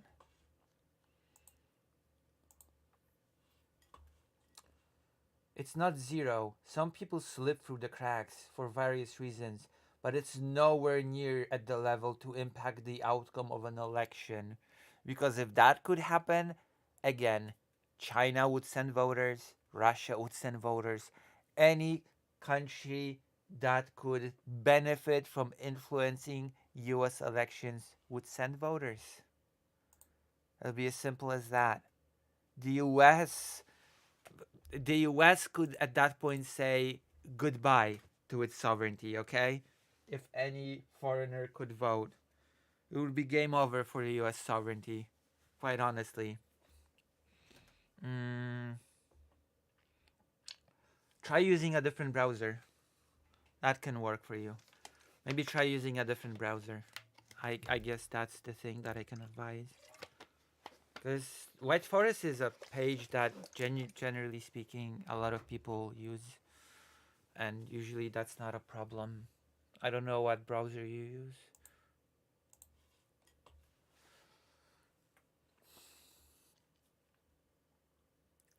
What evidence do Republicans cite? Perfect, let's go. Let's go to the evidence. The Safeguard American Voter Eligibility SAVE Act, a Republican proposal which would require people to prove their citizenship when registering to vote, has been rejected in the House of Representatives. Try using a different browser. That's all that I can advise you, I guess. I can DM right now a person that is responsible for the thing and see if they will say anything. Let me see. Let me.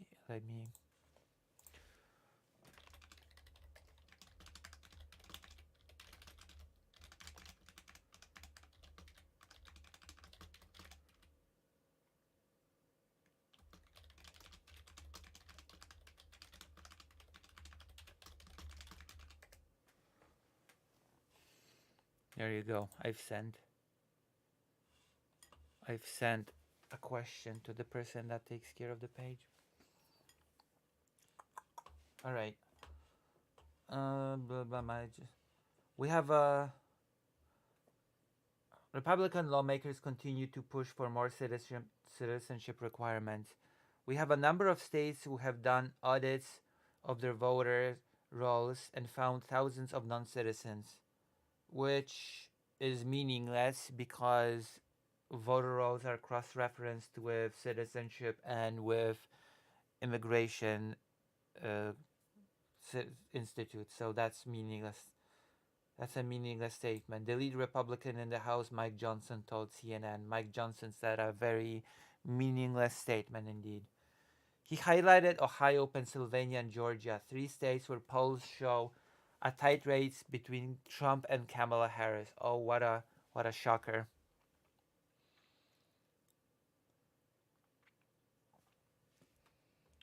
In Ohio, a review called by Republican officials in the state found that out of about 8 million registered voters, there were 597 cases which have been referred for further review and potential prosecution for non-citizen registering to vote.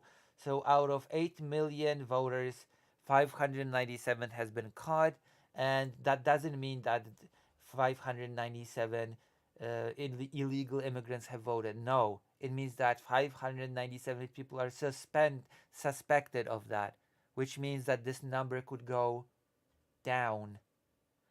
In Pennsylvania, a glitch with electronic touchscreens in state driver's license centers wrongly showed non-citizens the options to register to vote while getting new or updated licenses.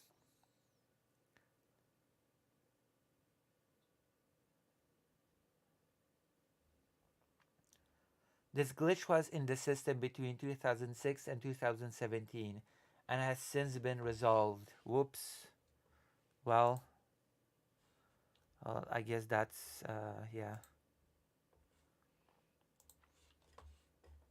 Whoops.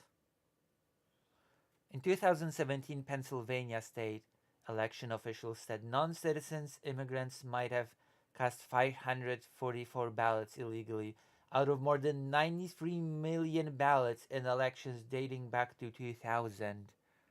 Yeah, that's, the Democrats have really struck on a brilliant scheme to gain illegal votes and to swing elections. In Georgia, a review of voter rolls in 2022 found 1,634 people had attempted to register to vote but were not able to be verified. Oh, okay. Out of about 7 million registered voters, voter fraud and illegal immigrants voting is so rare that this myth is to sow doubt in election integrity and lay the groundwork to cast doubt on the election outcome, argues Ms. Singh. Republican ads so further, and then there are ads. We've already went through this. This is ridiculous. A margin of victory of maybe 20,000 people, and you fly 200,000 illegals into that state. It's not going to be a swing state for long. Change There the you go. This is a myth. That does not happen. By the same logic, you can just fly in 200,000 legal tourists, okay, for vacation and make them vote. And suddenly the illegality thing goes away. numbers eventually.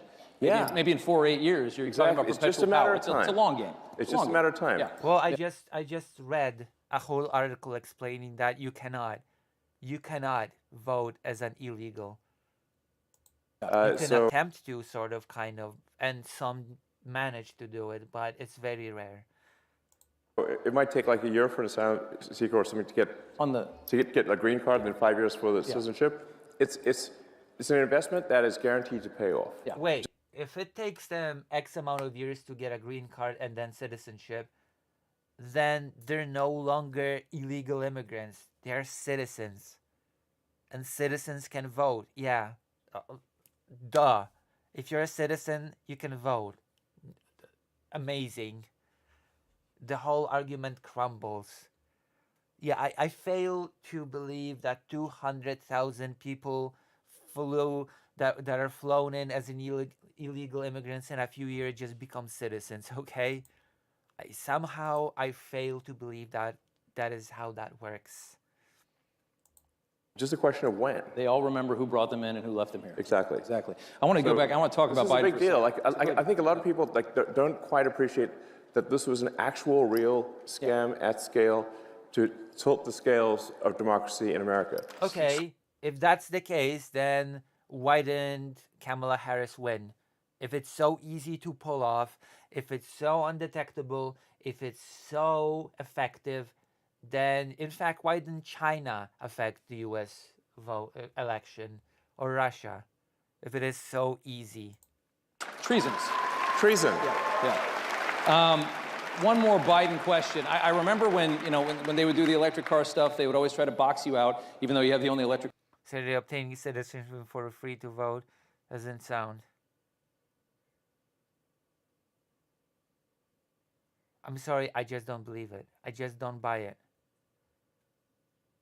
Car anybody I wants. don't buy it. Yeah. You said, I think this week, that you think that Biden left these astronauts up in space because he didn't want to give you. I don't buy that 200,000 people just magically become citizens. An opportunity to save them, make NASA look bad, make the private sector look better, make you look good. You believe that? Yeah, no, absolutely. So, of course. Yeah. I kind of agree. Why would he want to let you help them come down when you're supporting the president? I mean, the Biden administration was attacking me next level. Yeah. I mean, the Department of Justice, or Injustice under the Biden administration, was. Yeah. I mean, they were suing SpaceX. They were suing SpaceX for not hiring asylum seekers, and we're like, but it's actually illegal for us to hire asylum seekers because rocket technology is covered under ITAR rules, which means it's an advanced weapons technology. Yeah. And so we can only hire permanent residents or green or citizens. Right. Like so we're damned if we do, damned if we don't. And we said so. Like my brain can only take so much. My brain can only take so much nonsense, okay? Database, it's over 400 million. I'm and we're like, sorry. how can they Wait sue a us for second. You not cannot convince me. hiring asylum And how many are seekers? getting? How many are getting again? money? Yeah. And then we found one person in there is 360 360. years old. I'm like, what, do they know Ben More than 100 Franklin years or before the something? I revolution. mean, Yeah. America didn't exist before that time. Oh, I unmuted. This is a mess. You cannot persuade me that the American voting system is so fundamentally broken, so fundamentally broke and flawed that basically anyone can vote on this planet if they just arrive in the US and register in certain states. You cannot persuade me of that. You cannot persuade me that the US has 8 billion potential voters just waiting in the lanes, okay? At that point, the US would not be an independent country anymore. Like, you really think that a country that has billions of people billions of citizens like China would not take advantage of something like that? Really? You think so? That only the Democrats, the devious Democrats would think to take advantage of such a loop, such an obvious loop? When it's actually illegal for us to do so. But nonetheless, there was a big Department of Justice or injustice case about this against SpaceX. So obviously it was an antagonistic situation. And those astronauts were supposed to be up there for 8 days, and now they're up there for 8 months. Does that make any sense? And we obviously could have brought them back sooner, but they didn't want anyone who supported President Trump to look good, basically. Yeah. That's the issue.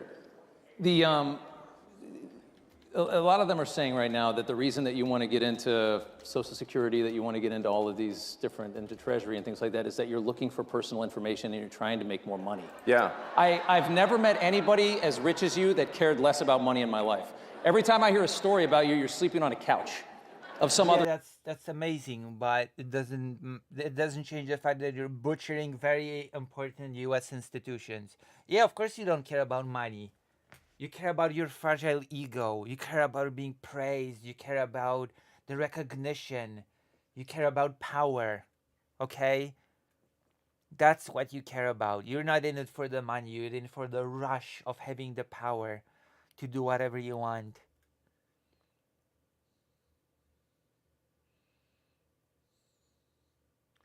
Republicans are 10 times more crooked than any other party. They would have well exploited it. True. Oh, yeah, of course. Other guy in a city that you could buy the entire thing. Yeah, I don't think you care about money, do you? No, actually, no, I mean, listen. Like, if I steal some Social Security, I can finally buy nice things. Yeah. You know? And on that same question, they're also talking about. It's not actually about stealing money.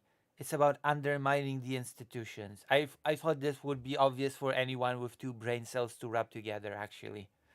Okay? You guys are going to end Social Security. You're going to end Medicare. You're going to end these things. I don't imagine that conversation has been had with the president, and that's the plan. No, in fact, the actions that we're taking. I thought that would be obvious, that people would go, oh, duh, Elon Musk is just trying to enrich himself. No, he's trying to undermine the institutions, obviously, along with his daddy Trump. Although nowadays it's actually pretty difficult to say who the real daddy is, Trump or Elon Musk. With the support of the president and the support of the agencies, is what will save Medicare, what will save Social Security. Yeah. I think this is the weird interview in which the Ukraine talking point will, like, they'll be talking about Ukraine at some point. There's a clip that I've seen. And it because if the country goes insolvent, if all the money is just spent on paying interest on debt, there's no money left for anything. Yeah. So that's the reason I'm doing this, is because the U.S., famously the poorest country on earth that cannot afford anything. Yeah, of course, Elon Musk. Yeah, I buy it. I believe it. That's why you have to butcher all the institutions to finally make America be able to afford anything. Looking at the big picture here, and it's like, man, our debt's getting out of control.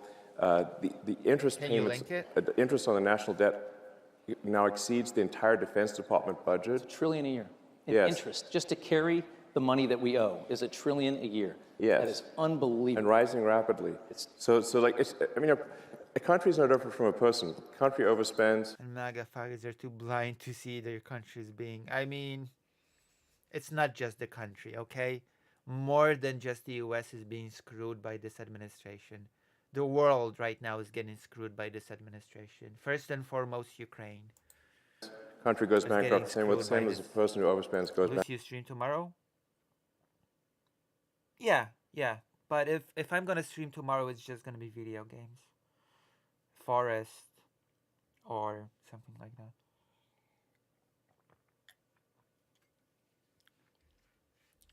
Bankrupt. So it's not like optional to solve these things. It's essential. So Yeah, it's essential to dismantle all the checks and balances. Bankrupt. They Yeah. dismantled an organization whose primary job is to, at least they fired a lot of people in an organization which primary job is to look into foreign influence and foreign interference into the United States. Can you imagine that? That people that whose sole job was to look into whether or not, for example, Russia is trying to influence things in America have just been fired.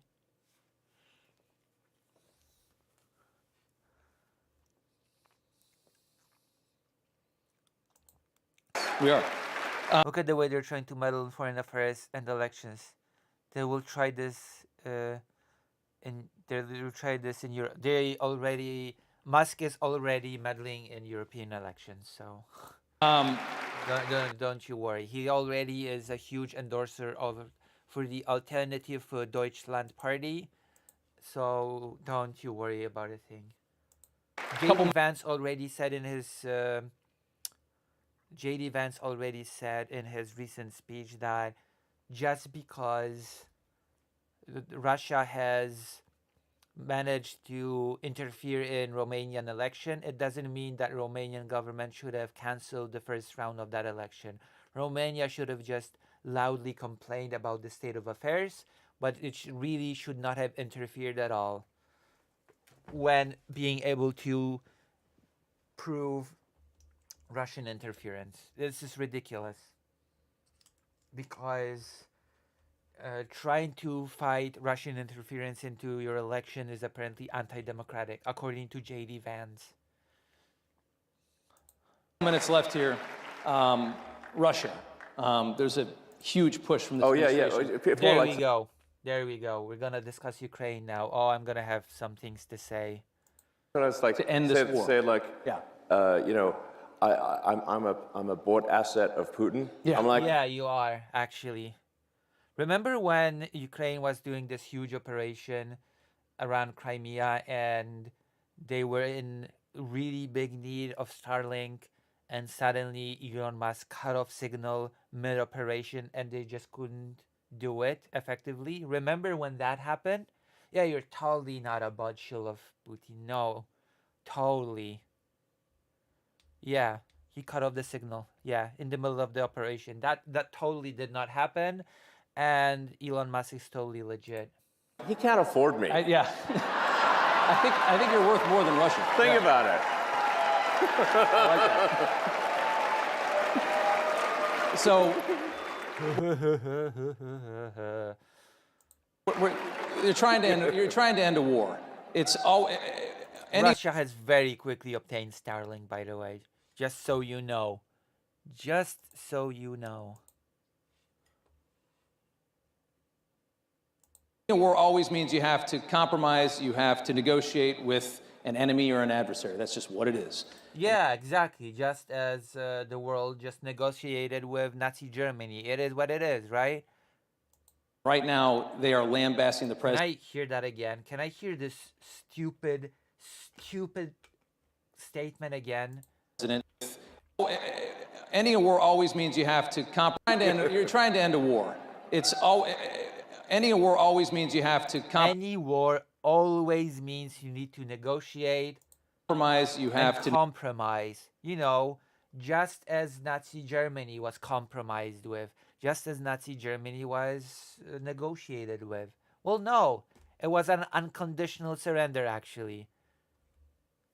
What a shocker that happens sometimes. negotiate with an enemy or an adversary. That's just what it is.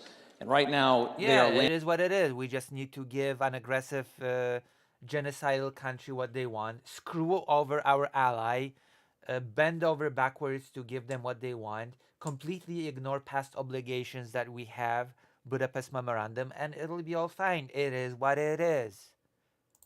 Ambassador the president for trying a different method to a war that they haven't been able to end for 3.5 years or 3 years. Yeah. We just give Russia what it wants. It's pretty easy. We're gonna end this war very quick. Oh yeah, and we also going to extort Ukraine for resources while we're at it. They're saying Trump's Like, blaming we're just Zelensky gonna extort Ukraine for money. We're gonna punish Ukraine for being invaded. That's the for the ticket. invasion. How do you process all of the negativity toward him for trying to end this war? Well, first of all, I think we should have empathy for the people dying at the front lines. That's the most important thing. And people have been Yeah, you don't have such thing as empathy, okay? This empathy of yours is just a way for you to completely throw away the sacrifice of the soldiers fighting at the front line, fighting for their families, fighting for their loved ones, fighting for their country, fighting for the reunification of the land that is now under occupation, fighting for those who are waiting to be rescued, who are waiting to be liberated. dying, you know. You have no sympathy for Ukrainians who are fighting. How many more years is this supposed to go on? Yeah. And imagine if that was your son, your father, you know. What are they dying for? What did you die for? What exactly are they dying for? I don't know. For a country that is not being bombed daily, for a future where you don't have to worry about whether or not you'll end up in a mass grave, for the future on whether or not you'll not end up on occupied territory where you will get tortured, raped, when your children will be exposed to Russification. Maybe they are fighting for that. Just a thought, just a few things that maybe perhaps they are fighting for. There's a whole long list that could be quoted as to what the Ukrainian soldiers out east are fighting for daily, under very bad circumstances, with horribly misplaced aid, mishandled aid, ridiculous question, really stupid question. The line of engagement has barely moved for 2 years. Yeah. No, it has actually not barely moved. It is moving in Russia's favor because aid has been mishandled. I hate this line of reasoning so much. The West has dropped the ball on aid, and now idiots like Elon Musk come out of the woodwork and say, see, this one was unwinnable to begin with, so we must just give Russia what it wants, I guess. What are they fighting? What are they dying for? Bunch of people dead in trenches for what? And I'll tell you what for what. It's like for the biggest graft machine that I've ever seen in my life. That's for what. What a scumbag. It's unreal. What Like an actual scumbag. the amount of money that is being taken in graft and bribery is disgusting. Yeah, another talking point that has no justification, has no evidence. There's a huge report that outlines what sort of aid goes to what and what happens with what money. And a lot of US aid goes straight into the US weapons manufacturer to replenish the stock with brand new weapons and just give all the old equipment to Ukraine. This is so basic. This is basic stuff. And so what's It's all actually bullet points. It's all bullet points that only idiots will eat up. happening is that those you know people, those poor guys are getting sent into a meat grinder for money. That's what's actually going on. Yeah. And it needs to stop. And that's, I mean, This that's is just empty bullet points that mean nothing. Complete fabrication. But then what do I expect from a person that said with a straight face that dead people are getting social benefits in the United States? That people that are over 200 years old are receiving benefits in the United States? it seems, I mean, Trump is so pragmatic on this. He just, No, he's not. just looking at it and he's saying it's Ukraine, it's not our country, it's not a NATO ally. I just want to see people not dying. I want to see on both sides. What about the Budapest Memorandum, genius? What about that little obligation that the United States has committed to, together with the United Kingdom while we're at it? Think about how many so many young men have died in Ukraine that the army is starting to age out, the military. Actually, the United States tried to pressure Ukraine into sending younger people into the front, and Zelensky has repeatedly refused to do so. Aging out. You got Yeah. 40 and 50-year-old guys fighting in a war because there's nobody left that's not killed or maimed in their 20s. Yeah. That's the reality of it. Think about how many people that is. If you're a humanitarian at all, you just got to end the war. Like, Yeah. Yeah, I agree. You do have to end the war. You have to end the war in a situation that will be favorable to the one party that has been invaded, Ukraine.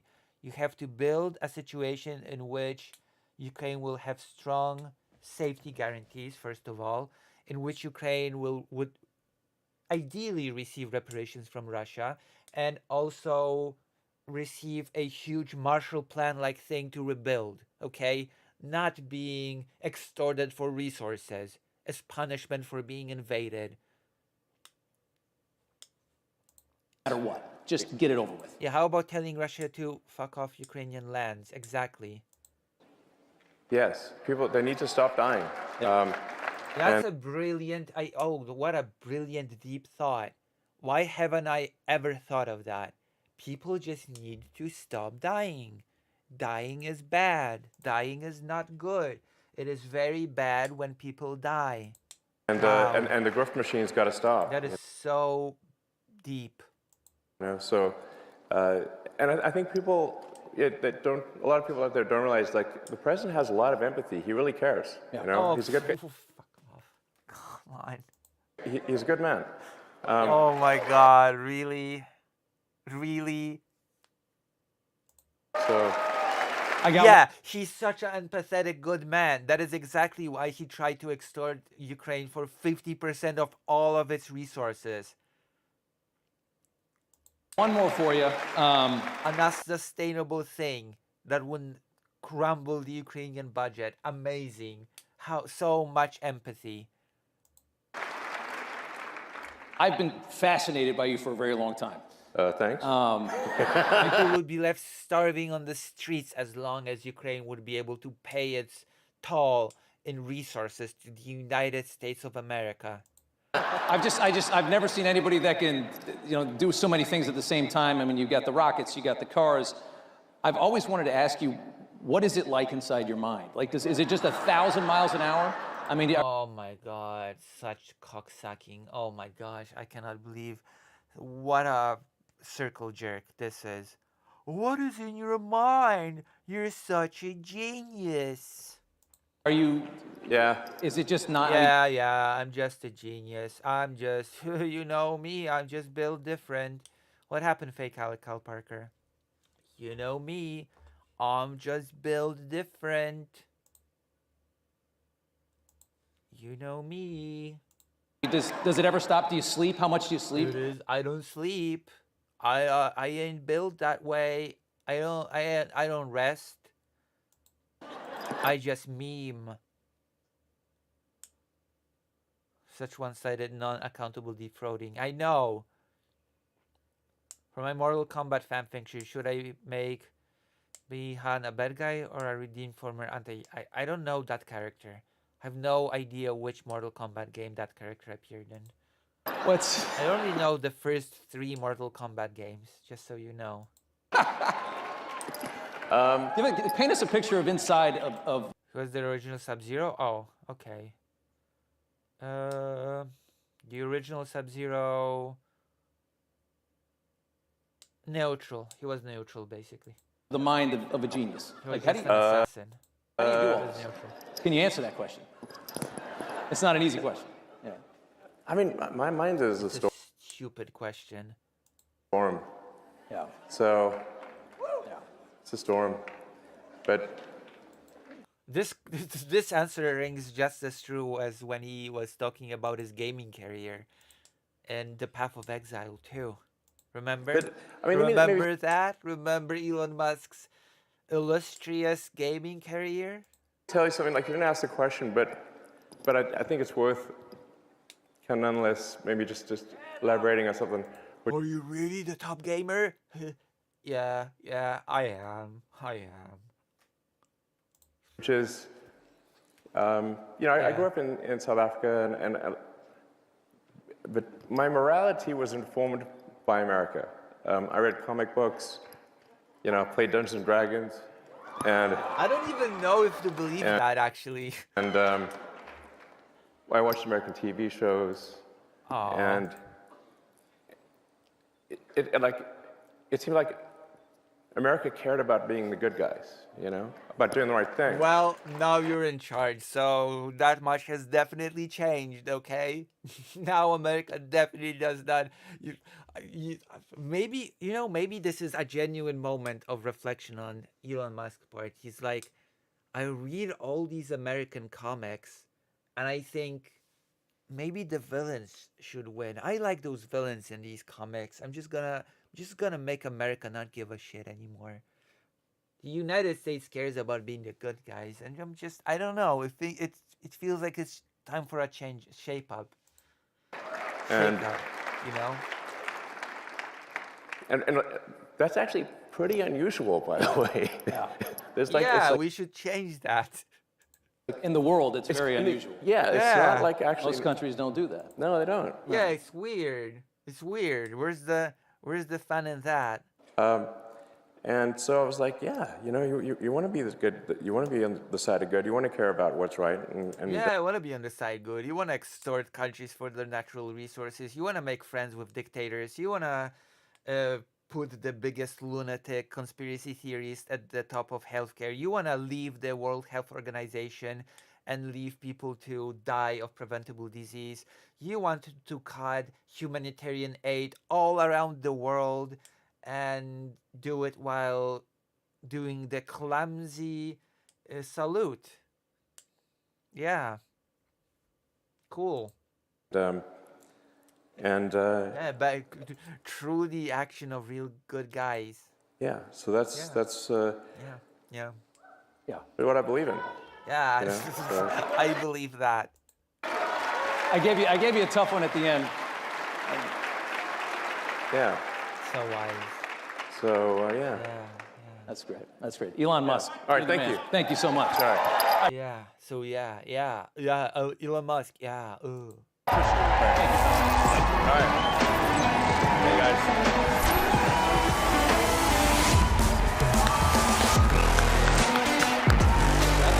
Yeah, thanks. Yeah.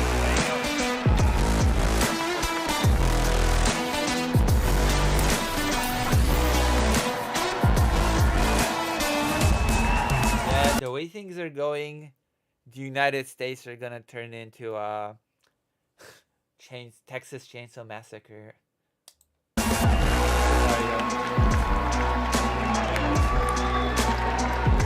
Later. Sure. Thank you.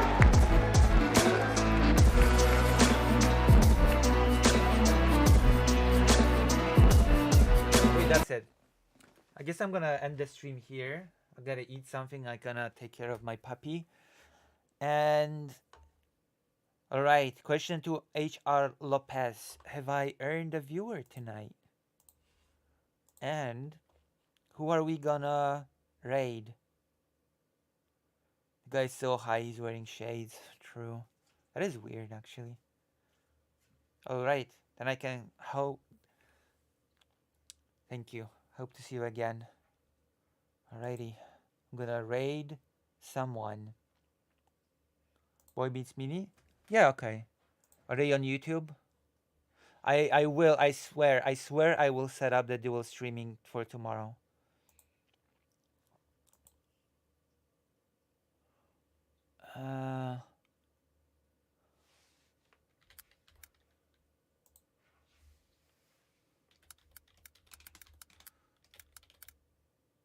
Thank you. God, Miss Mini. Alright, let's do that. Oh no, Boy Meets Mini did not give me permissions to raid. You have to quickly ask them. If you quickly ask them, I will raid them. If you quickly write them, ask them for permission to raid, I will do it. During the day, probably. Sometime during the day. I'll write you when I'll go live, alright? So, Boy Meets Mini, can you ask them to open? And I'll raid them then.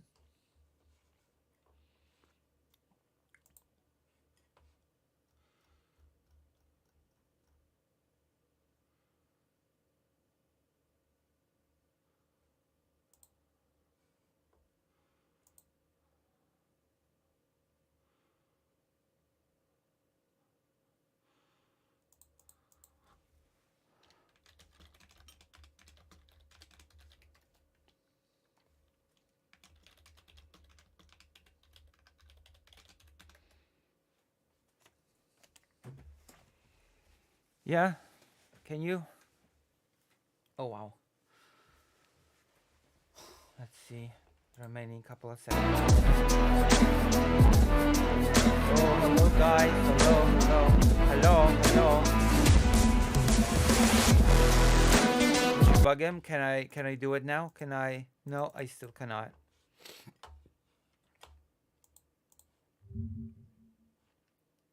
Wait, I'm actually gonna call him, okay? I'm gonna call him. Wait, where are they?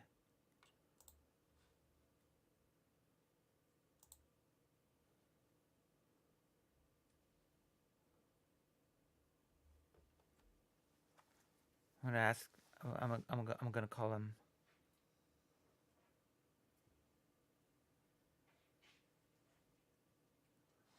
Hello? Hello? Hello? Hello? Right, I'm disconnecting. They listen? I cannot raid. I cannot raid.